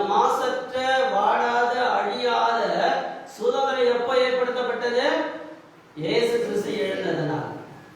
அந்த சுதந்திரம் என்கிறது அவருடைய ஆத்மா அழிவு காணாததுனால், அவருடைய ஆத்மாவில் அழிவே காணாதவரால் எழுந்ததனால அந்த சுதந்திரத்தை வைத்திருக்கிறார் சொல்லி நாம் பார்த்தோம். அதே போல என்னுடைய ஆத்மா அழியாததா நிற்குமானால், சோதனையில அழிந்து போகாமல் என் ஆத்மாவில நான் நிலைத்து நிற்கிறவனாய் இருப்பேன் சொன்னால், அல்லது என் ஆத்மா அழிவுக்கு நான் ஒப்பு கொடுக்காமல், என் ஆத்மாவை நான் அழிகிறதுக்கான வாழ்க்கை வாழாமல், என்னுடைய ஆத்மாவை ரட்சிப்புக்கு ஏற்ற விதத்தில் நடத்துவேன் சொன்னால், என் ஆத்மா ரட்சிக்க, என்னுடைய ஆத்மாவை அழியாத நான் காக்கும் பொழுது எனக்கு ரட்சிப்பு கொடுக்கிறார். இதுதான் 19வது வசனத்துல உங்கள் விசுவாசத்தின் பலன் உங்களுக்கு எப்பேற்பட்டதை கொடுக்க சொன்னால் ஆத்ம ரட்சிப்பை அடைவீர்கள். எபிரேயர் புத்தகம் 10ஆம் அதிகாரம் வசனம் 39 வாசிக்கலாம். நாமும் கெட்டு போக பின்வாங்குகிறவர்களாய் இராமல் ஆத்மா ஈடேற விசுவாசிக்கிறவர்களாய் இருக்கிறோம். நல்லா சொல்கிறார், என்னுடைய வாழ்க்கை நம்முடைய வாழ்க்கைங்கிறது அழிந்து போகிறதுக்கல்ல, கெட்டு போகிறதுக்கல்ல. நான் ஏன் விசுவாசித்துக் கொண்டிருக்கிறேன்? கெட்டு போகிறதுக்கல்ல. அப்படியானால் எதற்காக விசுவாசித்துக் கொண்டிருக்கிறாய் என்று சொன்னால், என் ஆத்மாவை வாழ்வு பெற, அந்த ஈடேறுகிற என்ற ஒரு வார்த்தையில இன்னொரு காரியத்தை சொல்கிறார், வாழ்வை பெற்றுக்கொள்ள. எந்த வாழ்வை பெற்றுக்கொள்கிற? இந்த சரீர வாழ்வை அல்ல. இந்த சரீர வாழ்வுக்கு பிறகு இன்னொரு வாழ்வு வரப்போகிறது. அந்த வாழ்வில நீ வாழ்வதற்கு உன் ஆத்மா ஈடேறணும், உன் ஆத்மா ரட்சிக்கப்படணும். உன் ஆத்மா ரட்சிக்கப்படுவதற்கு உனக்கு விசுவாசம். அந்த விசுவாசத்தினால் மாத்திரமே தான் உன்னுடைய வாழ்க்கையில நீ அழியாமையை, பரலோக சுதந்திரத்தை என்ன பண்ண முடியும்? சுதந்திரித்துக் கொள்ள முடியும். ஆகினால உன்னிடத்தில் இருக்கிறது கடைசி காலங்களிலே உன்னை காக்கக்கூடியது, உன்னை சோதனையிலே தப்ப வைக்கக்கூடியது, உனக்குள்ள நிலையா இருக்க வேண்டியது என்று சொன்னால் விசுவாசம். பிரியமான தேவனுடைய ஜனங்களே, தயவுசெய்து கேட்கிறவளா இருக்கலாம். இந்த காலகட்டத்தில் நம்முடைய விசுவாசம் எப்படி இருக்கு? ஒரு மாதங்களுக்கு மேலா நம் ஆராதனைகளில பங்கு கொள்ளுகிறதில்லை. ஒரு மாத காலமாய் ஆண்டவருடைய எந்த உணர்வும், எந்த பயமும், எந்த ஒரு தேடுதலும் இல்லாத ஒரு அலைந்து தெரிந்து கொண்டு இருக்கிற வாழ்க்கையில் இருக்கிறோம். இது எப்படி இருக்கு நம்முடைய விசுவாசம்? உண்மையாக ஒரு விசுவாச வாழ்க்கை தானா? சோதனைகளில, போராட்டங்களில, என்னை சிதறடிக்கிற நிலைமைகள் இருந்தாலும் நான் விசுவாசத்தில் தானே வாழ வேண்டும், நான் விசுவாசியாக தானே இருக்க வேண்டும். என் விசுவாசம் ஒவ்வொரு நாளும் என் ஆத்மாவை வாழ வைக்கிறதுக்கு தானே பிரயாசப்பட வேண்டும். உண்மையாகக்கூடிய ஆத்மாவை வாழ்வுக்குரிய ஒரு நிலை வாழ்வுக்காக, உங்கள் வாழ்க்கையை ஆத்மாவை நீங்கள் வாழ வைக்கிறதுக்காக பிரயாசப்படுங்க சொன்னால் உங்களுடைய விசுவாசம் இருக்கு. உண்மையாக உங்களுடைய விசுவாசத்தில் நீங்கள் நிலைக்கிறது உண்மையானால் உங்கள் ஆத்மாவை நீங்கள் அழியாத வாழ்க்கைக்கு, நித்தியமான பரலோக வாழ்க்கைக்கு, தேவன் கொடுக்கிற சுதந்திரத்தில் உங்களை வாழ வைக்கும் போது உங்கள் ஆத்மா தான். ஏன்னா சரீரம் அழிந்து போயிடும். அழியாத ஒன்றுதான் பரலோகத்தில் சுதந்திரத்தில் இருக்க போகுது. அந்த ஆத்மாவை அழியாத சுதந்திரத்தில் நாம் பங்கடைகிறதுக்கு நான் விசுவாசம் என்கிற அழியாத விசுவாசத்துக்குள்ளாக தேவன் என்ன நடத்துகிறார். அந்த விசுவாசத்தை கொண்டு நான் அதை பெறப்போகிறேன். இதே பேரு 1 நிருபத்திலே 4ஆம் அதிகாரம் 6வது வசனத்தில் பாருங்க என்ன குறிப்பிடுகிறார். எதற்காக மரித்தோரானவர்கள் மனுஷன் முன்பாக மாம்சத்திலே ஆக்கிரமிக்கப்பட்டிருந்தும் தேவனுக்கு முன்பாக ஆவியிலே பிழைக்கும்படியாக அவர்களுக்கு சுவிசேஷம் அறிவிக்கப்பட்டது. பாருங்க, இதற்காக மரித்தோரானவர்கள் மனுஷன் முன்பாக மாம்சத்திலே ஆக்கிரமிப்புள்ளாக்கப்பட்டிருந்தும். பாருங்க, இங்க ஒரு சம்பவத்தை பேதுரு விளக்குகிறார். மனுஷர்கள் என்கிறவர்கள் எப்படிப்பட்ட ஒரு நிலைமையில முடிவடைந்திருக்கிற சொன்னால், மரித்தோரானவர்களாக மாம்சத்திலே தண்டிக்கப்பட்டிருக்கிறார்கள். இதை பற்றி விளக்கத்தை நீங்க அதே 1 பேதுரு 3:18 21 வசனம் வரையில நீங்க வாசிக்கும் பொழுது, இயேசு கிறிஸ்து எப்படி மரித்து ஆவியில போய் காவலர்கள் ஆவிகளுக்கு அவர் பிரசங்கித்தார் என்ற செய்தி இருக்கிறது. அங்க இந்த சம்பவத்தில் ஒரு புறத்தை நமக்கு எல்லாருக்குமே தெரியும். நோவாவினுடைய காலத்துல கடவுள் ஜலப்பிரவத்தை வைத்து அந்த ஜனங்களை அழித்த போது எல்லாருடைய சரீரம் என்ன பண்ணப்பட்டது? அழிக்கப்பட்டிருக்கிறது. ஆனால் அழிக்கப்பட்டிருக்கிற ஒரு சரீரத்தில் இருந்த மனிதர்கள் அழிக்கப்பட்டிருந்தாலும் ஆவி என்பது இருந்து கொண்டிருக்கிறது. அந்த ஆவி இப்பொழுது முடிவடைகிறதா இல்லை, அல்லது இப்பொழுது அந்த ஆவியில இருக்கிறவர்களுக்கு இன்னொரு மரணம் காத்து கொண்டிருந்தது. ஒரு மரணத்தை அவர்கள் ஜலத்தினால சந்தித்தாங்க, ஒரு ஆக்கினை தண்ணீர் அவருக்கு கொடுத்தது, மறித்தார்கள் சரீர மரணத்தை. இன்னொரு மரணம் அவர்களுக்கு இருக்கிறது, அது ஆவிக்குரிய அல்லது ஆத்ம மரணம். அந்த ஆத்மா மரணத்திலிருந்து இப்பொழுது இவர்கள் காப்பாற்றப்பட்டால்தான் நிலையான வாழ்வுக்குள்ளாக, பரலோக சுதந்திரத்துக்குள்ளாக என்ன பண்ண முடியும்? வாழ முடியும். அந்த பரலோகத்தில் இருக்கிற அழியாத சுதந்திரத்துல அவர்கள் பங்கு பெறுவதற்கு மாம்சத்திலே நீ தண்டிக்கப்பட்டு இருந்தாலும் கூட, மாம்சத்திலே நீ ஒருவேளை அழிக்கப்பட்டவனா மாம்சம் இருந்தால் கூட உன் ஆவியில உயிர்ப்பிக்கப்பட முடியும் என்று சொல்லி அந்த காவலுள் ஆவிகளுக்கு இயேசுவை பிரசங்கித்தார். இப்பொழுது எந்த அளவுக்கு பாருங்க, ஒரு ஆத்மா ரட்சிப்பு என்பது அருமையானதுல. நம்முடைய ரட்சிப்பு, ஆத்மா ரட்சிப்பை குறித்து யாரும் கவலைப்படுகிறது? என் சரீரத்துக்காக தான் நாள் முழுக்க நான் உழைக்கிறேன், என் சரீரத்துக்காக தான் நான் பிரயாசப்படுகிறேன், என் சரீர தேவைகள் தான் எனக்கு முக்கியமானதாக இருக்கிறது. ஆனால் இது கொஞ்ச காலமா எனக்கு இந்த காலம், ஆனால் என்னென்றைக்கும் நிலையானதாக என வாழ்வுக்குள்ளாக நடத்துகிறதுக்கு, அழியாத வாழ்க்கைக்குள்ளாக நடத்துகிறதுக்கு எனக்குள் எதுவே சொன்னால் ரட்சிப்பு கேட்ட விசுவாசம் இருக்க வேண்டும். அது சோதிக்கப்பட்ட விசுவாசமா இருக்க வேண்டும். அது உன் ஆத்மாவை ரட்சிப்புக்கு ஏற்ற விசுவாசமா இருக்கணும். சில பேருக்கு விசுவாசம், எனக்கு 1000 ரூபாய் கிடைக்குமா, கிடைக்கும் விசுவாசிக்கிறேன், எனக்கு சுகம் கிடைக்குமா, சுகம் கிடைக்கும் விசுவாசிக்கிறேன். ஆனா உன் ஆத்மா பாதாளத்தில் விடாம ரட்சிக்கப்படும் விசுவாசிக்கிறியா? எத்தனை பேரால் அப்படி சொல்ல முடியும்? எத்தனை பேருக்கு அப்பேற்பட்ட ஒரு விசுவாசம் இருக்குது? நான் மரித்தாலே என் ஆத்மா அழியாது, நான் பரலோகத்துல பரலோக சுதந்திரத்துல பங்கடைவேன் என்ற விசுவாசம் இந்த காலையில் கொடுத்திருக்குமானா, தேவன் ஆயத்தம் பண்ணி இருக்கிற மாசத்தை வாழாத சுதந்திரமா இருக்கிற பரலோக சுதந்திரத்துல நீங்க என்ன பண்ண முடியும்? பிரவேசிக்க முடியும், பெற்றுக்கொள்ள முடியும். இதுதான் இந்த முதலாவது காரியமாக, அழியாததை கொண்டு அழியாமையை அடைதல்.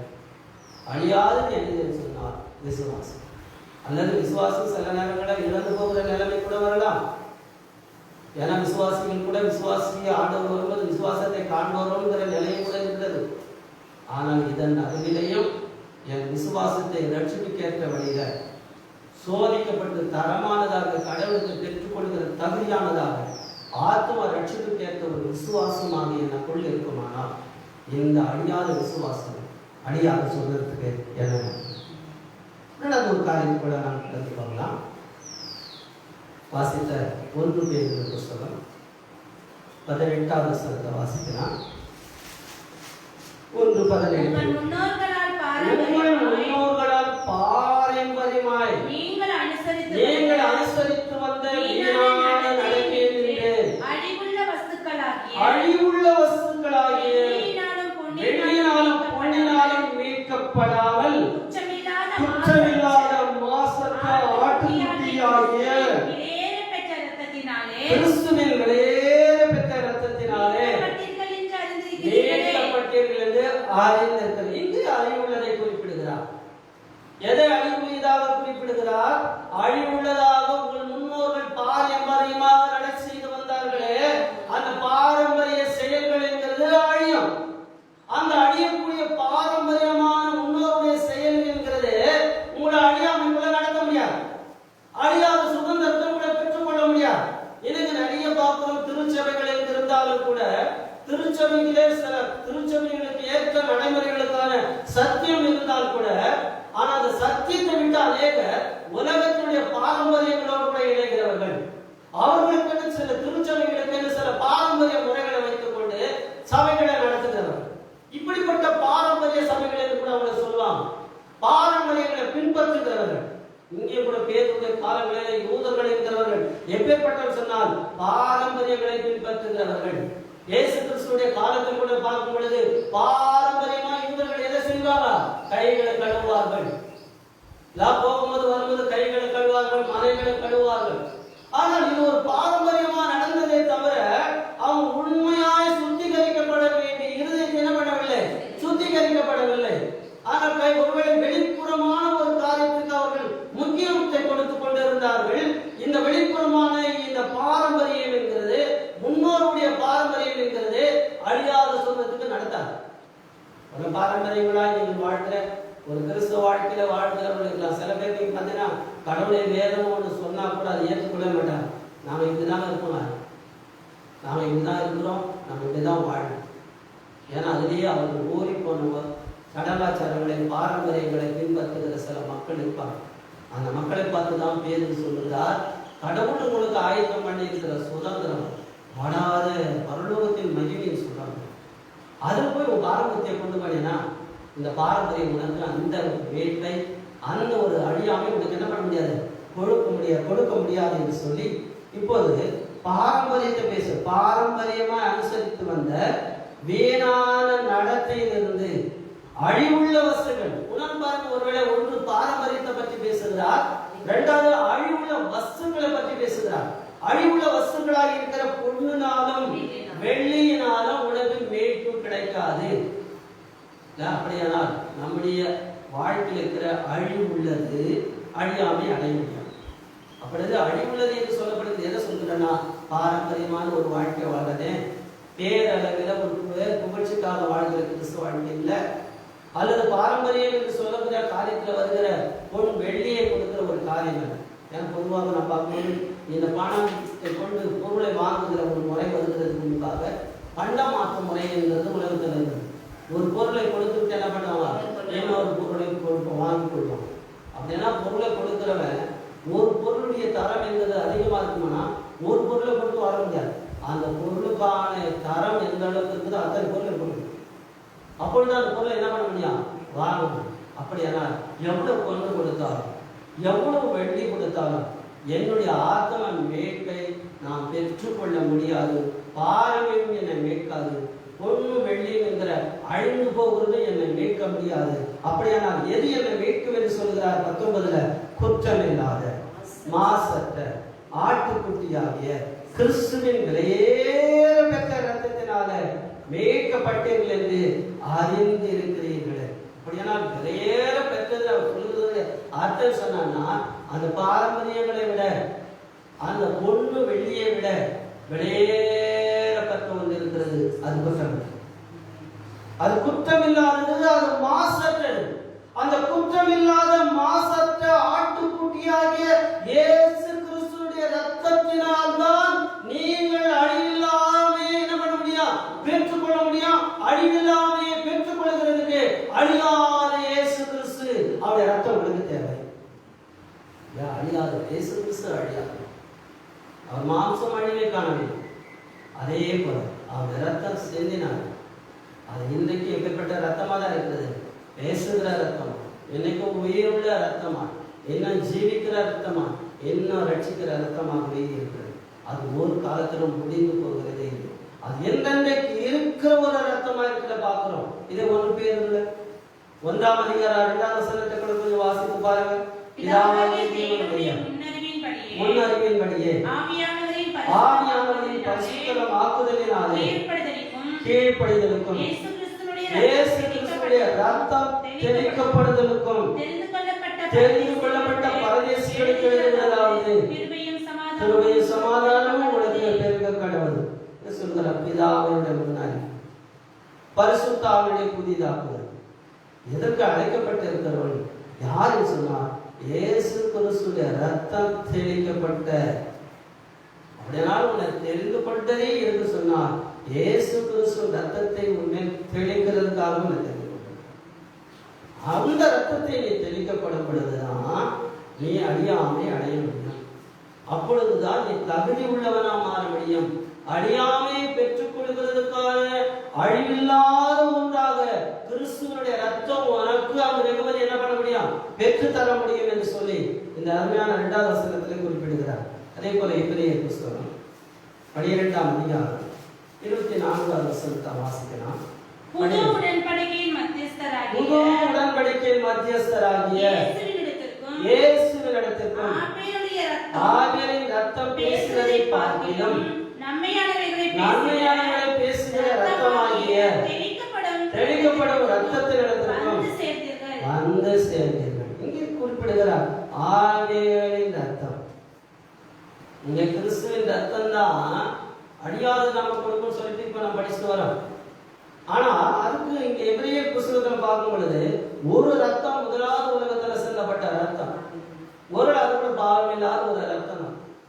குற்றமில்லாத ஒரு ரத்தத்தை தான் அங்க செஞ்சான்.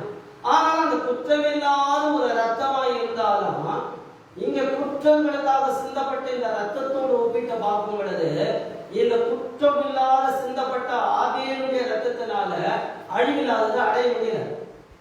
ஆனால் குற்றமற்றவராக மாசற்ற ரத்தத்தை சிந்தின இயேசு கிறிஸ்துவினால நீங்கள் மீட்கப்பட்டீர்கள் என்று சொல்லுகிறார். அப்ப மீட்பதற்கான ஒரு கிரயம் என்றது, மீட்பதற்கான ஒரு தகுதி உள்ள பொருளாக எனக்கு சொன்னால் இயேசு கிறிஸ்துடைய மாசற்ற ரத்தம். அந்த ரத்தம் என்கிறது இங்க ஆபேலுடைய ரத்தத்தை பார்க்கலாம், அது விசேஷமான நன்மை கொடுக்கிறது.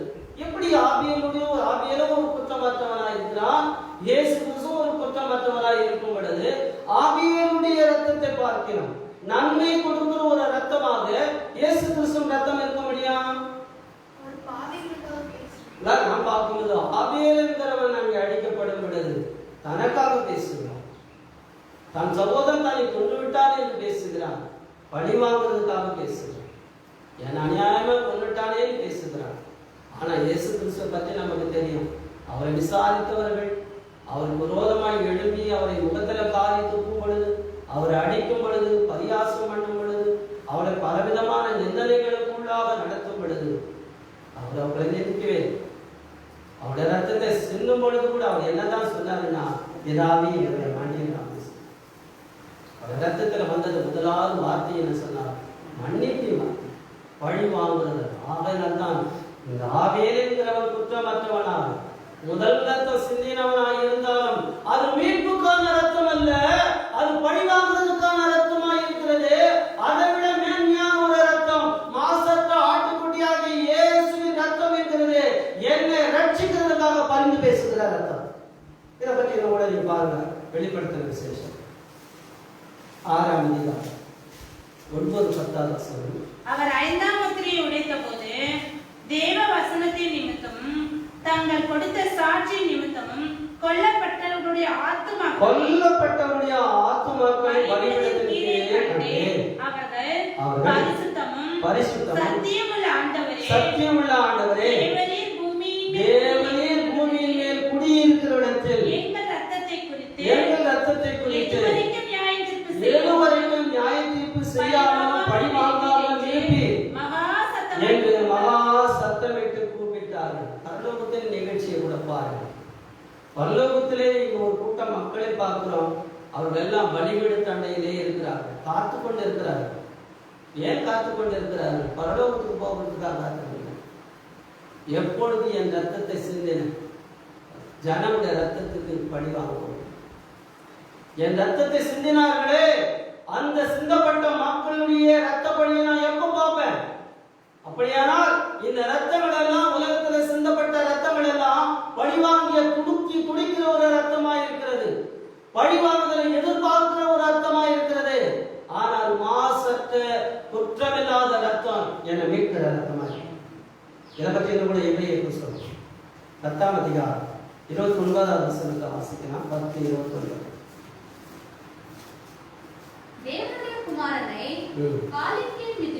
தேவனுடைய குமாரனை காலின் கீழ் மிதித்து தன்னை பரிசுத்தம் செய்த உடன்படிக்கையின் இரத்தத்தை அசுத்தம் என்று எண்ணி கிருபையின் ஆவியை நிந்திக்கிறவன் எவ்வளவு கொடிதான ஆக்கினைக்கு பாத்திரனாய் இருப்பான் என்பதை யோசித்து பாருங்கள். அப்படியானால் இங்கே ஆண்டவருடைய ரத்தம் மாசற்ற குற்றமில்லாத ரத்தம் மாத்திரமில்ல, இங்கே எவரையே ஆக்கிய குறிப்பிடுகிறார். அந்த கிறிஸ்துவின் ரத்தம் எப்பேற்பட்டது சொன்னால் பரிசுத்தம் செய்த உடன்படிக்கை, என்னை பரிசுத்தமாக்குவதற்காக உடன்படிக்கையின் ரத்தம். உடன்படிக்கையின் ரத்தத்தை எப்படி மோசே உடன்படிக்கையின் பெட்டியின் மேலும் மகா பரிசுத்தத்தில் தெளிக்கிறது போல என்னை பரிசுத்தமாக்குறதுக்கு அவருடைய பரிசுத்த ரத்தம் தெளிக்கப்பட்டது. இந்த ரத்தத்தை இது போய் என்ன, இந்த ரத்தத்தில் போய் என்ன இருக்குது? இயேசு கிறிஸ்து ரத்தத்தை சந்தனார் இருந்ததோ ஒரு பெரிய ஆச்சரியமான காரியம் என்று ஒருவேளை அசட்டை பண்ணுவதாக இருப்போம். ஆனால் ஆக்கியிலிருந்து தப்பவே முடியாதுன்னு சொல்லுகிறார். இயேசுனார் என்னை பாதுகாக்கிறதுக்கும் என்னை ரட்சிக்கிறதுக்கும் என்னை விடுதலை ஆக்குறதுக்கும் மாசற்ற குற்றமற்ற கிறிஸ்துவ ரத்தம் சொல்லப்பட்டது. ஏன்னா அவர் தான் அழிவினார். இந்த உலகத்தில் செலுத்தப்பட்ட எல்லா பலிகளும் புஸ்தகம் 9:11 பார்க்கும்போது காளை, வெள்ளாட்டுக்கடாய், இளங்காலை இவருடைய ரத்தங்கள் எல்லாம் பார்க்கும் பொழுது இந்த உலகத்தில் சிந்தப்பட்ட எல்லா ரத்தங்களும் மிருகத்தினுடைய ரத்தமாக இருந்தது. எல்லா ரத்தமும் ஒரு குறிப்பிட்ட நேரத்தில் என்னை பாதுகாக்கிறது போல, என் பாவங்களை மன்னிக்கிறது போல இருந்தாலும் கூட அது நிரந்தரமா என்னை பாவத்திலிருந்து மீட்கும். ஆகினாலே நிரந்தரமா என்னை பாவத்திலிருந்து மீட்கிறதுக்கு 13-14 பஸ்கினா அது எப்படி எனில் காளை, வெள்ளாட்டுக்கடா இவைகளின் ரத்தமும் தீட்டுப்பட்டவர்கள் மேல் தெளிக்கப்பட்ட கடாரியின் சாம்பலும் சரிந்து சுத்தி இருந்தாகும்படி பரிசுத்தப்படுத்துமானால் நித்திய ஆவியினாலே தம்மை தாமே பழுதற்ற பலியாக தேவனுக்கு ஒப்பு கொடுத்த கிறிஸ்துவின் ரத்தம் ஜீவனுள்ள தேவனுக்கு ஊழியம் செய்வதற்கு உங்கள் மனசாட்சியை செத்த கிரிகளை சுற்றி இருப்பது எவ்வளவு நிச்சயம். எந்த ரத்தத்திலும் நிச்சயம் கிடையாது. மீட்பின் நிச்சயம் கிடையாது. மீட்புக்கான நிச்சயத்துக்கான ரத்தமா அது இல்லை. எல்லாமே மிருக ஜீவனுடைய ரட்சிக்க முடியாத ரத்தமா இருந்தது. பூமியில சிந்தப்பட்ட பரிசுத்தவான்கள் ரத்தம் கூட பழிவாகுவதா இருக்கிறது. ஆனா இயேசு கிறிஸ்துவின் ஒரு ரத்தம் மட்டும்தான், மாசற்ற ஆட்டுக்குட்டியாக இயேசுவின் ரத்தம், என்னை மீட்கிற ஒரு ரத்தம். அந்த ரத்தத்தினாலதான் எனக்கு அழியாத சுதந்திரத்துல நான் பிரவேசிக்க முடியும். பிரவேசித்தாங்களா? இங்கே பாருங்க, வெளிப்படுத்துற விசேஷம் 7ஆம் அதிகாரம் 14வது வாக்கியத்தை வாசிக்கலாம். அதற்கு நான், ஆண்டவனே, அது உமக்கு தெரியும் என்றேன். அப்பொழுது அவன், இவர்கள் மிகுந்த உபதிரவத்திலிருந்து வந்தவர்கள். இவர்கள் தங்கள் அங்கிகளை ஆட்டுக்குட்டியானவருடைய ரத்தத்திலே தோய்த்து வெளுத்தவர்கள். இங்க பார்க்கிற ஒரு திரளான கூட்டத்தை பார்க்கிறார். அப்பொழுது யோவானோடு பேசி கொண்டிருக்கிறவர், இவர்கள் யாருக்கும் தெரியுமா என்ற கேள்வி யோவானிடத்தில் கேட்கும்போது, அது நமக்கு தான் தெரியும் சொல்லும்போது, இவ்வளவு திரளான கூட்டத்தை பார்க்கிறாயே, இவ்வளவு வெண்மையான ஒரு வஸ்திரங்களை தரித்தவர்களை பார்க்கிறாயே, இவர்கள் யார், எங்கே இருந்தவர்கள், எங்கே இருக்கிறார்கள் இப்பொழுது சொன்னார். தேவனும் ஆட்டுக்குட்டியானவரா என்கிற பரலோகத்தில் பாடிக்கொண்டிருக்கிறா இருக்கிறவர்கள் யார், எப்படி வந்தார்கள் சொன்னார். மாசற்ற ஆட்டுக்குட்டியாக இயேசுவின் ரத்தத்தினால மீட்கப்பட்டவர்கள் இந்த பரலோகத்துக்கு வந்திருக்கிறார். உண்மையாக பிரியமான தேவனுடைய ஜனங்கள், நாம் அழியாமை அடைய வேண்டும். அதுக்காக நமக்கு ஒரு அழிவில்லாத ஒன்று, அழிவில்லாத கிறிஸ்துவினுடைய ரத்தம் அழியாமையை சுதந்திரிக்கிறதுக்கு என்னை கொண்டு போகிறதா இருக்கிறது. 1 யோவான் புத்தகம் 1ஆம் அதிகாரம் 7ஆவது வசனம் 9வது வசனங்களில் வாசிக்கும் பொழுது யோவான் முக்கியமான செய்தி அங்கு குறிப்பிடுகிறார். அவர் ஒளியில் இருக்கிறது போல நாமும் ஒளியிலே நடந்தால் ஒருவரோடு ஒருவர் ஐக்கியப்பட்டிருப்போம். அவருடைய குமாரனாகிய இயேசு கிறிஸ்துவின் ரத்தம், சகல பாவங்களையும் நீக்கி நம்மை இயேசு கிறிஸ்துவின் ரத்தம் மட்டும் நான் சகல பாவத்தை நீக்கும். எந்த ஒரு பலி செலுத்தப்பட்டவர்களும் ஜனங்களுடைய சகல பாவங்களை என்ன பண்ணவே இல்லை, நீக்கப்படவே இல்லை. எந்த பரிசுத்தவானுடைய ரத்தமும் அந்த பூமியில சிந்தப்பட்ட போதும் சகல பாவமும் நீக்கப்படல. சகல பாவங்களும் நீக்கப்பட்ட ஒரே மாசற்ற ஆட்டுக்குட்டியாக இருக்கிற இயேசுவின் ரத்தம், அதுதான் அழியாத ஆண்டவர் இயேசு கிறிஸ்துவின் ரத்தம் நம்மை அழியாமைக்குள்ளாக நடத்துகிறது. 9 அது சொல்றார், நம்முடைய பாவங்களை நாம் அறிக்கையிட்டார், பாவங்களை நமக்கு மன்னித்து எல்லா அநியாயத்தை நீக்கி நம்மை சுத்திகரிப்பதற்கு அவர் உண்மையும் நீதியும் உள்ளவராயிருக்கிறார். எதுல உண்மையா இருக்கிறார் பாருங்க. சில நேரங்களை நினைக்கலாம், ஆண்டவரை இந்த காரியத்துல நீதியும் உண்மையா இருக்கிறார் சொன்னா, என்ன மன்னிக்கிறதுக்காக உண்மை இருக்கிறார். ஏன்னா என்ன மன்னிக்கிறதுக்கு அவர் சிந்தின ரத்தம், மாசற்ற ஆட்டுக்குட்டியுடைய ரத்தம் எப்பேற்பட்ட சொன்னார், நீதி உண்மை. நீதி உண்மையான அழியாத கிறிஸ்துவின் ரத்தம் என்னை அழியாமைக்குள்ளாக, அழியாமை என்கிற மீட்புக்குள்ளாக நடத்துகிறது. மூன்றாவது ஒரு காரியத்தை நாம் தியானிக்கலாம். வசனம் 22. ஆகையால் நீங்கள் மாயமற்ற சகோதர சிநேகம் உள்ளவர்களாய் இருக்கும்படி ஆவியினாலே சத்தியத்திற்கு கீழ்ப்படிந்து உங்கள் ஆத்துமாக்களை சுத்தமாக்கி கொண்டவர்களாய் இருக்கிறபடியால் சுத்த இருதயத்தோடே ஒருவரில் ஒருவர் ஊக்கமாய் அன்பு கூறுங்கள். அழிவுள்ள வித்தினாலே அல்ல, எந்த நிலையில் இருக்கிறதும் ஜீவனுள்ளதுமான தேவ வசனமாகிய அழிவில்லாத வித்தினாலே மறுபடியும் ஜெனிப்பிக்கப்படும். இப்ப பார்த்து கொண்டிருக்கிறதெல்லாம் ஒரு அழிவிலிருந்து அழியாமை செல்கிற காரியம் நிறைய சொல்லுது. ஏன்னா நம்ம உலகத்துல வாழ்க்கை, இந்த உலக வாழ்க்கையில ஒரு அழிவுடைய ஜீவித்திலிருந்து அழியாமைக்குள்ள போகணும். ஆனா பரலோகத்தில் இருக்கிற அழியாத ஒரு சுதந்திரத்தை அடைகிறதுக்கு அழிவில்லாத காரியம் என்கிட்ட இருக்கணும். அது முதலாவது என்ன இருக்குன்னா, விசுவாசம் இருந்தால் ஆத்ம ரட்சிப்பை நான் அடைய முடியும். ரெண்டாவது அழிவில்லாத ஒன்று, மாசற்ற ஆட்டுக்குட்டி ஆகிய இயேசுவின் ரத்தத்தினால நாம் மீட்கப்படணும். அப்பதான் நாம் பரலோக சுதந்திரம் பிரவேசிக்க முடியும்.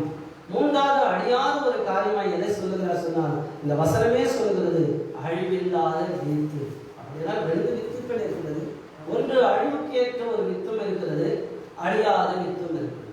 இந்த பூமியில இருக்கிற எந்த விதையையும், இந்த உலகத்தில் இருக்கிற எந்த மரச்செடி கொடிகளையும் நீங்கள் எடுத்துக்கொள்ள சொன்னால் எல்லாமே அழிக்கிறது. மனுஷர்லிருந்து மிருக ஜீவன்கள் வரையிலும் எப்படிப்பட்ட ஒரு வித்தினால் தான் அவன் சிருஷ்டிக்கப்படுகிறான், உண்டாக்கப்படுகிறான் சொன்னால் அழிவுள்ள வித்திலிருந்து தான் வருகிறான். அல்லது இப்படி சொல்றேன், ஒரு நாள் அவன் அழிவு போறாங்க, அந்த வித்து தான் கொடுக்குறான். ஏன்னா ஆதாமுடைய வித்து தான் நமக்கு வந்தது. ஆதாம் அழிவுக்குரிய வித்தினால உண்டாக்கப்பட்ட மண்ணில் இருந்து எடுக்கப்பட்டது. அவன் மண்ணுக்கே தெரிஞ்சான். அந்த வித்தினால உண்டாக்கப்பட்டிருக்கிறன்னா பரலோகத்தை. அப்படின்னா எப்பேற்பட்ட ஒரு வித்தி எனக்கு தேவை, எப்பேற்பட்ட வித்தினாலே நான் வாழ வேண்டும், எப்பேற்பட்ட அழியாத வித்து என்ன செய்கிறது சொன்னால் அழிவில்லாத வித்தாய் இருக்கிற எந்தெந்தைக்கும் இருக்கிறதா இல்ல, நல்லா சொல்றாரு. அது அழியாத வித்து என்ன பண்ணுதான், எந்தெந்தைக்கும் இருக்கிறதும் ஜீவனுள்ளதுமான தேவவசனமாகிய அழிவில்லாத வித்து. அப்ப அழிவில்லாமை நான் அடைகிறதுக்கு என்னை பிறப்பிக்கிற, என்னை ஜெனிப்பிக்க வைக்கிற அந்த வித்து, அழிவில்லாத தேவவசனமாகிய வித்து என்னைக்கு அங்க இயேசு கிறிஸ்து சொன்னார், வானு பூமியும் மத்திய 24:35 சொன்னார், வானு பூமியும் ஒழிந்து போகும், வார்த்தையோட. அப்படின்னா எல்லாமே நம்ம பார்க்குற எல்லாத்துக்குமே அழிவு. ஆனா நாம் தியானித்துக் கொண்டிருக்கிற சத்தியம், நம் கையில் கொடுத்திருக்கிற தேவனுடைய வார்த்தை அழிவே அழியாது. இந்த அழியாத வீட்டு என் வாழ்க்கை என்ன பண்ணணும், மாற்றம். அல்லது இந்த அழியாத வித்தின் அதை என்ன பண்ணணும்னு சொல்றாரு, ஜெனிப்பிக்கப்படணும்னு சொல்றாரு. அதே தான் நம்ம முதல் பகுதியில் கூட பார்க்கும் பொழுது பேருங்க அந்த ஜெனிப்பித்தலை பற்றி பேசும் பொழுது 4வது கூட சொன்னாரு, அங்கே ஜீவனுள்ள நம்பிக்கை உண்டாகும்படி தமது மிகுந்த இரக்கத்தின் படியே நம்மை மறுபடியும் என்ன பண்ணினார், எதுக்கு ஜெனிப்பித்தாரு, அழிவில்லாத சுதந்திரத்தை அடைகிறதுக்கு என்ன ஜெனிப்பித்திருக்கிறார். அங்கே சொல்லும் பொழுது சொல்றாரு, ரெண்டுத்திலும் பார்க்கும்போது மறுபடியும் ஜெனிப்பித்தார். அப்படியானால் ஏற்கனவே நான் பிறந்திருக்கிறேன், அழிவில் இருக்கிறார், மாம்ச சரீரத்தினால பிறந்திருக்கிறேன். இந்த மாம்ச சரீரத்தில் நான் பிறந்த இந்த பிறப்பு தேவனுடைய ராஜ்யத்தை சொல்றேன். இதுதான் நிக்கோதேமுகிட்ட ஆண்டவர் பேசின வார்த்தை. மாம்சத்துக்குரியதுக்கும் ஆவிக்குரிய யுத்தத்துக்கும் விசேஷமா பேசினார். மாம்சத்துக்குரியதும் மாம்ச தன்மையுடையது, ஆவிக்குரியது ஆவிக்குரிய தன்மை இருக்கும் என்று சொல்லி யோவான் சுவிசேஷம் 3ஆம் அதிகாரம் 5ஆம் வசனத்தை வாசிக்கலாமா? இயேசு பிரதியுத்தரமாக, ஒருவன் பலத்தினாலும் ஆவியினாலும் பிறவாவிட்டால் தேவனுடைய ராஜ்யத்தில் பிரவேசிக்க மாட்டான் என்று மெய்யாகவே மெய்யாகவே உங்களுக்கு சொல்கிறேன். மாம்சத்தினால் பிறப்பது மாம்சமாயிருக்கும், மாம்சத்தினால் பிறப்பது மாம்சமாயிருக்கும், ஆவியினால் பிறப்பது ஆவியாயிருக்கும். அது அர்த்தம் என்ன சொன்னா, நீ மாம்சத்துல பிறந்தாயன்னா அது மாம்சமா தான் இருக்கும், அழிவுள்ளதா இருக்கும். ஆனா ஆவியில பிறந்தானா அழிவுள்ளதா. அப்ப அழிவில்லாத ஒன்றை உனக்கு கொடுக்கிறதுக்காக, அழியாத சுதந்திரத்தை நீ பெற்றுக் கொடுக்கிறதுக்காக உனக்குள்ள ஒரு அழிவில்லாத விதையை விதைக்கிறார்.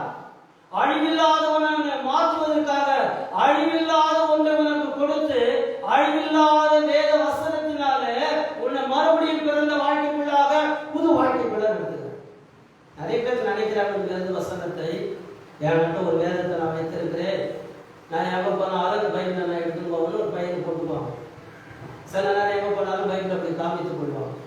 அதுக்கு என்னன்னா, பைபிள் என்கிட்ட பேர் இருக்குது, நான் பைபிள் வச்சுருக்கிற கிறிஸ்துன்னு சொல்லுவாங்க. ஆனால் எந்த பைபிள் வச்சுக்கிற கிறிஸ்துவை பார்த்து கேட்கிறேன், இந்த வேத வசனம் உன்னை மறுபடியும் பிறக்க வச்சிருந்தார். இந்த வேத வசனம் உனக்குள்ளாக எப்படி விதை மறித்து முளைத்து ஒரு புது மேனியை கொடுக்கிறதோ அதே போல இந்த வேத வசனத்தை அறிந்த நீ பாவத்துக்கு சேர்த்து நீதிக்கு பிழைக்கத்தக்கதாக நீ மறுபடியும் பிறந்தது. அதுதான் வேதம் உங்கள்கிட்ட இருக்கிறதுக்கான அர்த்தம். இல்லைன்னு சொன்னால் நீ வைத்திருக்கிற வேதம் இருக்கிறது பாரம்பரியமாக சடலாக அந்த வித்து என்ன பண்ண முடியாது, மாற்றி இருக்க முடியும். இன்னைக்கு நிறைய பேருடைய வேதத்தை வைத்திருக்கிற மக்களுடைய வாழ்க்கைகள் வேதத்தை வச்சிருந்தாலும் மறுபடியும் பிறக்காது, வேதத்தை வைத்திருந்தாலும் மறு வாழ்க்கை அடையாது. வெறும் தோரணைக்காக காட்சி பொருளாக அந்த வேதத்தை வைத்துக் கொண்டிருக்கிறார்கள். நானும் இந்த வேதத்தை எனக்குள்ள வைத்திருக்கிறேன், மறுபடியும் தெரிவிக்கிறேன். நான் மறுபடியும் பிறக்கிறதுக்காக இந்த சத்தியம் எனக்குள்ள இருக்குது. இந்த சத்தியத்தை எனக்குள்ள நான் உள்வாங்க, இந்த வித்து எனக்குள்ள இருக்கிறபடினால நான் மறுபடியும் பிறந்தவனா. இதைதான் நீங்க அப்போஸ்தலனாகிய பேதுரு சொல்லும் பொழுது, இப்பொழுது நீங்கள் வித்தினாலே செழிப்பிக்கப்பட்டிருக்கிறீர்கள். எந்த வித்து உங்களை மாற்றி இருக்கிறது, எந்த வித்தினாலே நீங்க மறுபடியும் பிறந்தீங்க. ஏன்னா மறுபடியும் பிறந்தாதான் தேவனுடைய பரலோக சோதனத்திலே பங்கு அடைய முடியும். இந்த வித்துல பிறந்த சரீரம் அதை சோதரிக்க முடியாது. மாம்சமோ ரத்தமோ இதை என்ன பண்ண முடியாது, சோதரிக்க முடியாது. அப்படியே மாம்சமோ ரத்தமோ சுதந்திரிக்க முடியாததை நான் சோதரிப்பேன். ஏன்னாக்கா மாம்சம் ரத்தம் என்கிற அழிவுள்ள வித்தை என்கிட்ட இல்லை. மாம்சத்தையும் ரத்தத்தையும் பரலோக வாழ்க்கைக்குள்ள பிரவேசிக்கிற அழியாத வித்தை எனக்கு அழியாமையினால அழியாததுனால அழியாமை நான் நினைக்கிறேன். யாக்கோபு 1:18 வசனத்தை வாசிக்கலாம். அவர் சித்தம் கொண்டு தம்முடைய சிருஷ்டிகளில் நாம் முதற் பலன்கள் ஆவதற்கு நம்மை சத்திய வசனத்தினாலே பாருங்க. நம்ம என்ன ஆகணுமா, முதற் பலனாவதுன்னு சொன்னா எதுல முதற் பலனாவதுன்னு சொல்றாரு, அவர் படைத்த படைப்புகளிலேயே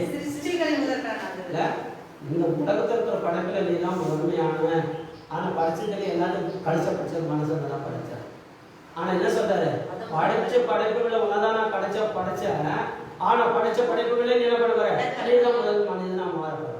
அல்லது இந்த படைக்கப்பட்டிருக்கிற மனிதர்களிலேயே பரலோகத்துக்கு போன முதலாளர்.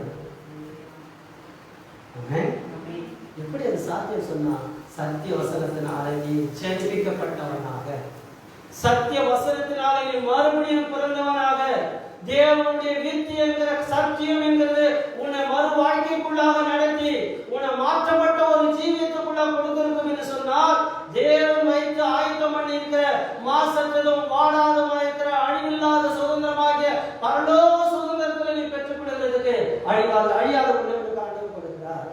அந்த அழிவில்லாத வித்து தான் உன்னை ஜெயிப்பித்திருக்கிறது. அப்போ சொல்ல 13:32 வருஷம். நீர் என்னுடைய குமாரன், நீர் என்னுடைய இன்று நான் உம்மை ஜெனிப்பித்தேன் என்று இரண்டாம் சங்கீதத்தில் எழுதியிருக்கிறபடியே இயேசுவை எழுப்பினதினாலே தேவன் நம்முடைய பிதாக்களுக்கு அருளி செய்த வாக்குத்தத்தத்தை அவருடைய பிள்ளைகளாகிய நமக்கு நிறைவேற்றினார். நாங்களும் உங்களுக்கு சுவிசேஷமாய் அறிவிக்கிறோம். பாருங்க என்ன ஒரு ஆச்சரியமான காட்சி சொல்றாரு. குமாரனை தேவன் என்ன பண்ணினாரு, ஜெனிப்பித்தாருன்னு 2வது சங்கீதத்துல சொல்லிக்கிறாரு. சொல்றார் 33வது வசனத்துக்கு வரும்பொழுது என்ன சொல்றாருன்னா, உங்களை எழுப்பியிருக்கிறார். இயேசு கிறிஸ்துவை ஜெனிப்பித்து அவரை குமாரனாய் எழுப்பினார். இயேசு கிறிஸ்துவை மரணத்திலும் எழுப்பினதுனால உங்களை எழுப்பியிருக்கிறார், உங்களை ஜெனிப்பித்திருக்கிறார். எதுக்கு எழுப்பியிருக்கிறார், ஜெனிப்பித்திருக்கிறாரு? முதல் முறையா இயேசு கிறிஸ்து ஜெனிப்பிக்கப்பட்ட பொழுது குமாரனாக ஜெனிப்பிக்கப்பட்டார். 2வது அவர் ஜெனிப்பிக்கப்பட்டவராக மருத்துவர்கள். அதே போல நீங்களும் மரித்தோரிலிருந்து எழுந்து பரலோக சுதந்திரத்தில் நீங்கள் பிரவேசிப்பதற்கு அழிவில்லாத வித்தினாகிய சத்திய வசனத்தினால நீங்கள் ஜெனிப்பிக்கப்பட்டீர்கள். இதனால எனக்கு அருமையான தேவனுடைய ஜனங்களை அழிவில்லாததை கொண்டு அழியாமையை அடையணும். ஏன்னா அழியாமை நீ போய் அடையணும்னா அழிவுள்ள ஒன்று எடுத்து வாங்கிட்டு அழிவுள்ள ஒன்றுனால நீ அதை அடைய முடியாது. அப்படியே நான் அழியாத விசுவாசம் ஆத்ம ரட்சிப்பை உனக்கு பெற்று தருமானால் அழியாத மாசற்ற ஆட்டுக்குட்டியின் ரத்தம் உன்னை மீட்டு பரலோகத்தில் சேர்க்கும். அழியாத தேவனுடைய வசனம் உன்னை மறுபடியும் பிறக்க வைக்கும். அழியாத மாசற்ற பரலோக சுதந்திரத்தில் பிரவேசிக்க முடியும்.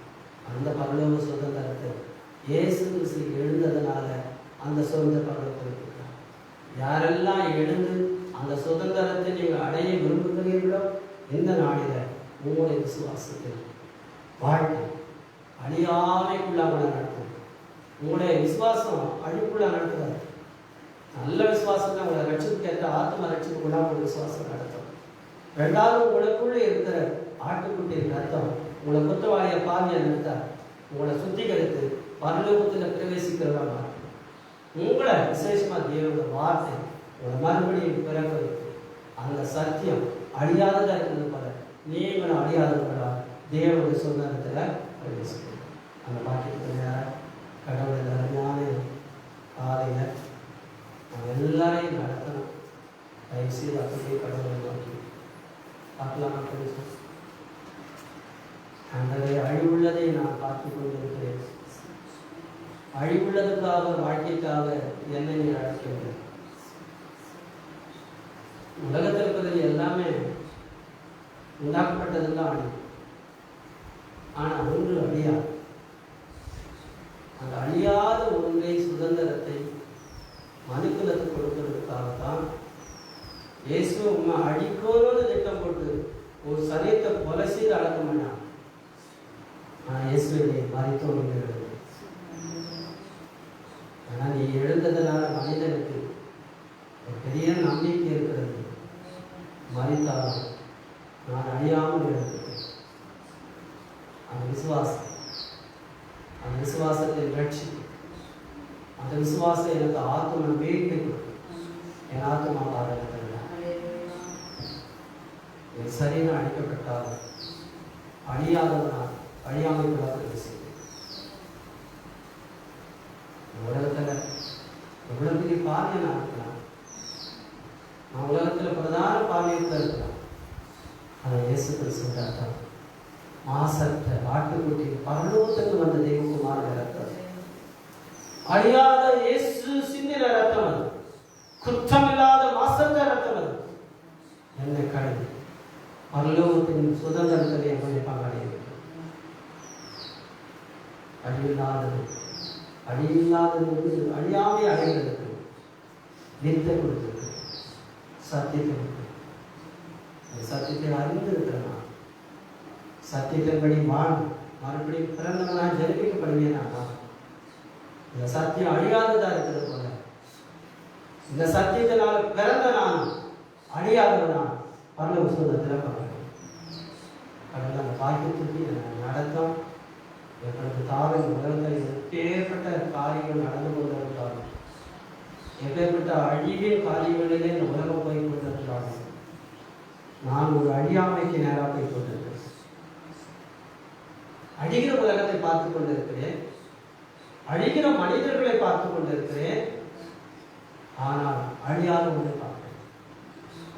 அந்த அழியாவதற்குள் போவதற்கு என் ஆத்மத்தை பார்க்கிறேன். அழியாதற்கு போவதற்கு என்னுடைய மீட்பு மாசத்திற்கு காட்டுக்குரிய ரத்தத்தை பார்க்கிறேன். என் அழியாமையை சுதந்திரிக்கிறது சத்தியத்தை பார்க்கிறேன். அது என்னை ஒவ்வொரு நாளும் மாற்றுகிறது. முழு மனுஷன் அழியாத சிருஷ்டியை என்னை மாற்றும். நேசிக்கிற அன்பு தவத்திலே பரலோகத்திலே உங்களின் குமாரனும் எங்கள் ஆண்டவருமான இயேசு கிறிஸ்துவின் நாமத்தினால கடவுளே இந்த இக்கட்டான நேரத்தில் நாங்கள் இப்படியாய் இந்த ஆராதனையில விட்டையிட மகிமைப்படுத்த கடவுளை எனக்கு கொடுத்த சிலாகியத்துக்காக ஆண்டவரையே நம்ம நன்றி செலுத்துகிறோம். ஆமாண்டவரே, இந்த இன்றைய காலகட்டங்கிறது உலகம் பேரழிவுக்குள்ளாக, மரணத்துக்குள்ளாக, அழிவுக்குள்ளாக போய் கொண்டிருக்கிறது என்பதை எல்லா மனிதர்களுமே அறிந்திருக்கிறார். எல்லாருக்கும் தெரியும் உலகம் ஒரு பேரழிவுக்கு நேராக போய் கொண்டிருக்கிறது. என்னென்ன அழிவு வருமோ தெரியல, மனுஷன் அழிய போகிறான்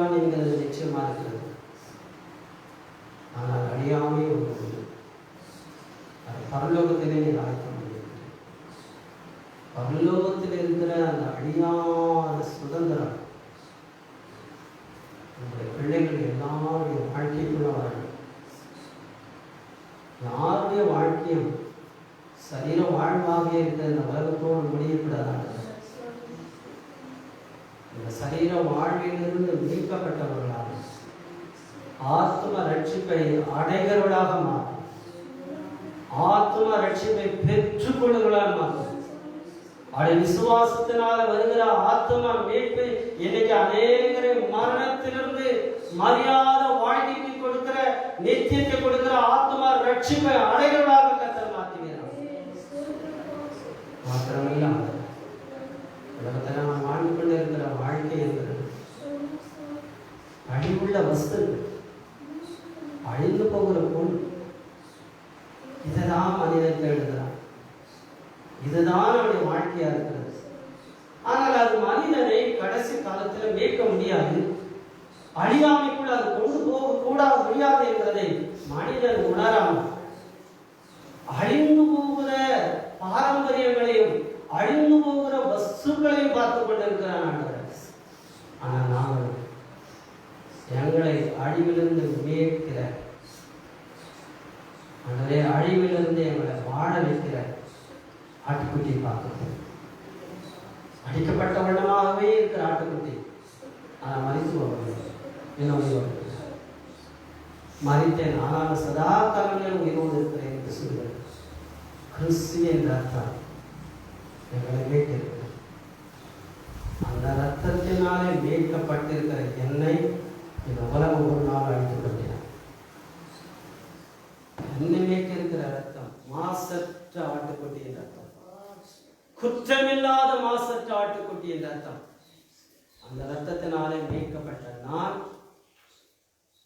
பரலோக சுதந்திரத்துக்காக மீட்கப்பட்டிருக்கிறேன். அந்த அழிவுள்ள வித்து அல்லாது. உலகத்தில் எத்தனையோ விதமான வித்துக்கள் இருக்கிறது. மிருக வித்துகள், மனுஷ வித்துகள், தாவரங்கள், எல்லா வித்துக்களும் உலகத்தில் இருக்கிறது. எல்லா வித்துக்களுமே அழியும். அழியாத ஒரு வித்தை கடவுள் உலகத்தில் வைத்திருக்கிறேன். தேவ வசனமாகிய சத்தியம் என்ற வித்து எவன் இந்த மனிதனுடைய வாழ்க்கையில புது பிறப்பை கொடுக்கிறது. சத்தியத்தினால மறுபடியும் பிறக்கிறான். அவனுடைய வாழ்க்கை நிலையான அழியாத வாழ்க்கை. அழியாத சுதந்திரத்துக்காக அவன் சத்திய வசனத்தினாலே ஜனிப்பிக்கப்பட்டிருக்கிறான். ஒவ்வொரு என் இருதயத்தில உணர சிந்திக்க, இன்றைக்கே இயேசுவே நாங்கள் இந்த அழிவுக்குரிய ஒரு நிலைமையில இருந்து அழியாமை நோக்கி பயணிக்க உதவி செய்யும் ஆண்டவரே. அழியாமையிலிருந்து ஆண்டவரே, அழியாமையிலிருந்து அழியாமை நாங்கள் அடைய எங்களுக்கு உதவி செய்யும். எங்களை அழிவுள்ளவர்களுக்காக நாங்கள் அழைக்கவில்லை ஆண்டவர். அழிவுள்ள ஜீவித்தை எங்களுக்கு கொடுக்கவில்லை ஆண்டவர். அழியாத ஜீவித்தை கொடுத்திருக்கிறீர். இந்த அழியாத ஜீவித்தினாலே அழியாத சுதந்திரத்தை நாங்கள் அடைய போகிறோம். அதுக்கு எங்கள் ஒவ்வொருவரையும் இன்னைக்கே தகுதிப்படுத்தும். ஒருவேளை சுதந்திரிக்கிறதுக்கு ஒருவேளை தடையான பலவீனங்களும் பாவமோ அக்கிரமோ எங்கள் இடத்துல இருந்தால் இயேசுவே இப்பவே மன்னி. எந்த பாவங்கள் எங்க வீட்டில் இருந்தால் அந்த பாவ சாவை என்னைக்கு அதை விட்டு எடுத்து போனாங்க. அது ஒருவேளை எங்களை அழிவுக்கு நேரம் நடத்தினோம். ஆனா நம்ம அழியாததுக்கு போனோம்னு பார்த்துட்டு இருக்கிறோம். அழியாததை சுதந்திரிக்க காத்திருக்கிறோம். எந்த அழிவுள்ளதோ எங்கள் அழியாமை ஒரு நாளை தடுத்து நிறுத்தாதபடிக்கு காத்துக்கணும். விசுவாசிகள் ஒவ்வொருவரையும் காத்துக்கொள்ளும். ஒவ்வொரு குடும்பத்துக்கான பாதுகாப்பை தாரும். ஒவ்வொரு வீட்டிலும் கர்த்தர் குறையாத அப்பத்தின் தண்ணீரை தாரும். வியாதிகள், பலவீனங்கள் எல்லாம் கடவுள் நீக்கி உன் பிள்ளைகளுக்குள்ள உங்களுடைய ஜீவ சுவாசத்தை வைத்து பாதுகாத்துக் கொள்ள முடியாது. மறுபடியும் ஆண்டவரே, இந்த ஆலயம் திறக்கப்படும் பொழுது ஒருவருடைய தலைமையில விழாதபடிக்கு ஒவ்வொரு ஆத்மாவை சபையில் ஆண்டவரே அழிவில்லாத ராஜ்யத்துக்கு நீர் கொண்டு வரப்போகிறபடினால நாங்கள் நன்றி செலுத்துவோம்.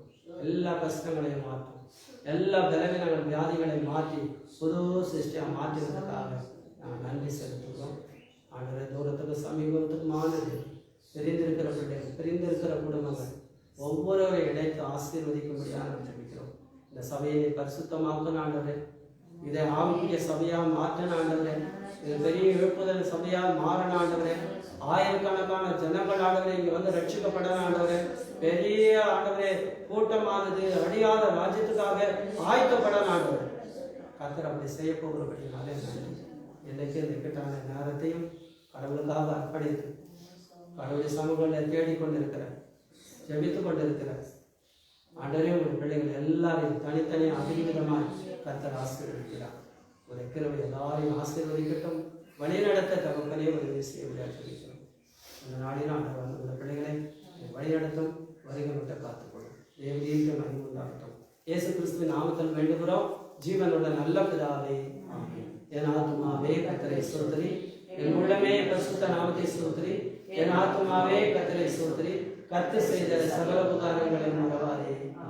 நம்முடைய ஆண்டவராய் இருக்கிற இயேசு கிறிஸ்துவுடைய கிருபையும் பிதாவாய் இருக்கிற கடவுளுடைய அன்பும் தூய ஆவியின் ஐக்கியமும் பாதுகாப்பும் நடத்துதலும் நம்மோடு திருச்சபை மக்களோடும் சகல பரிசுத்தவான்களோடும் தேவனுடைய ஆசீர்வாதம் பாதுகாப்பும் ஜீவனும் இப்பொழுது எப்பொழுதும் சதா காலங்களிலும் தங்கி நிலைத்திருப்பதாக. கர்த்தர் உங்களோடு ஆசீர்வதிப்பார். தொடர்ந்து ஜெபம் பண்ணுங்க. கர்த்தருடைய சமூகத்துல அழியாமைக்காக காத்திருங்க. கர்த்தர் உங்களை ஆசீர்வதிப்பார்.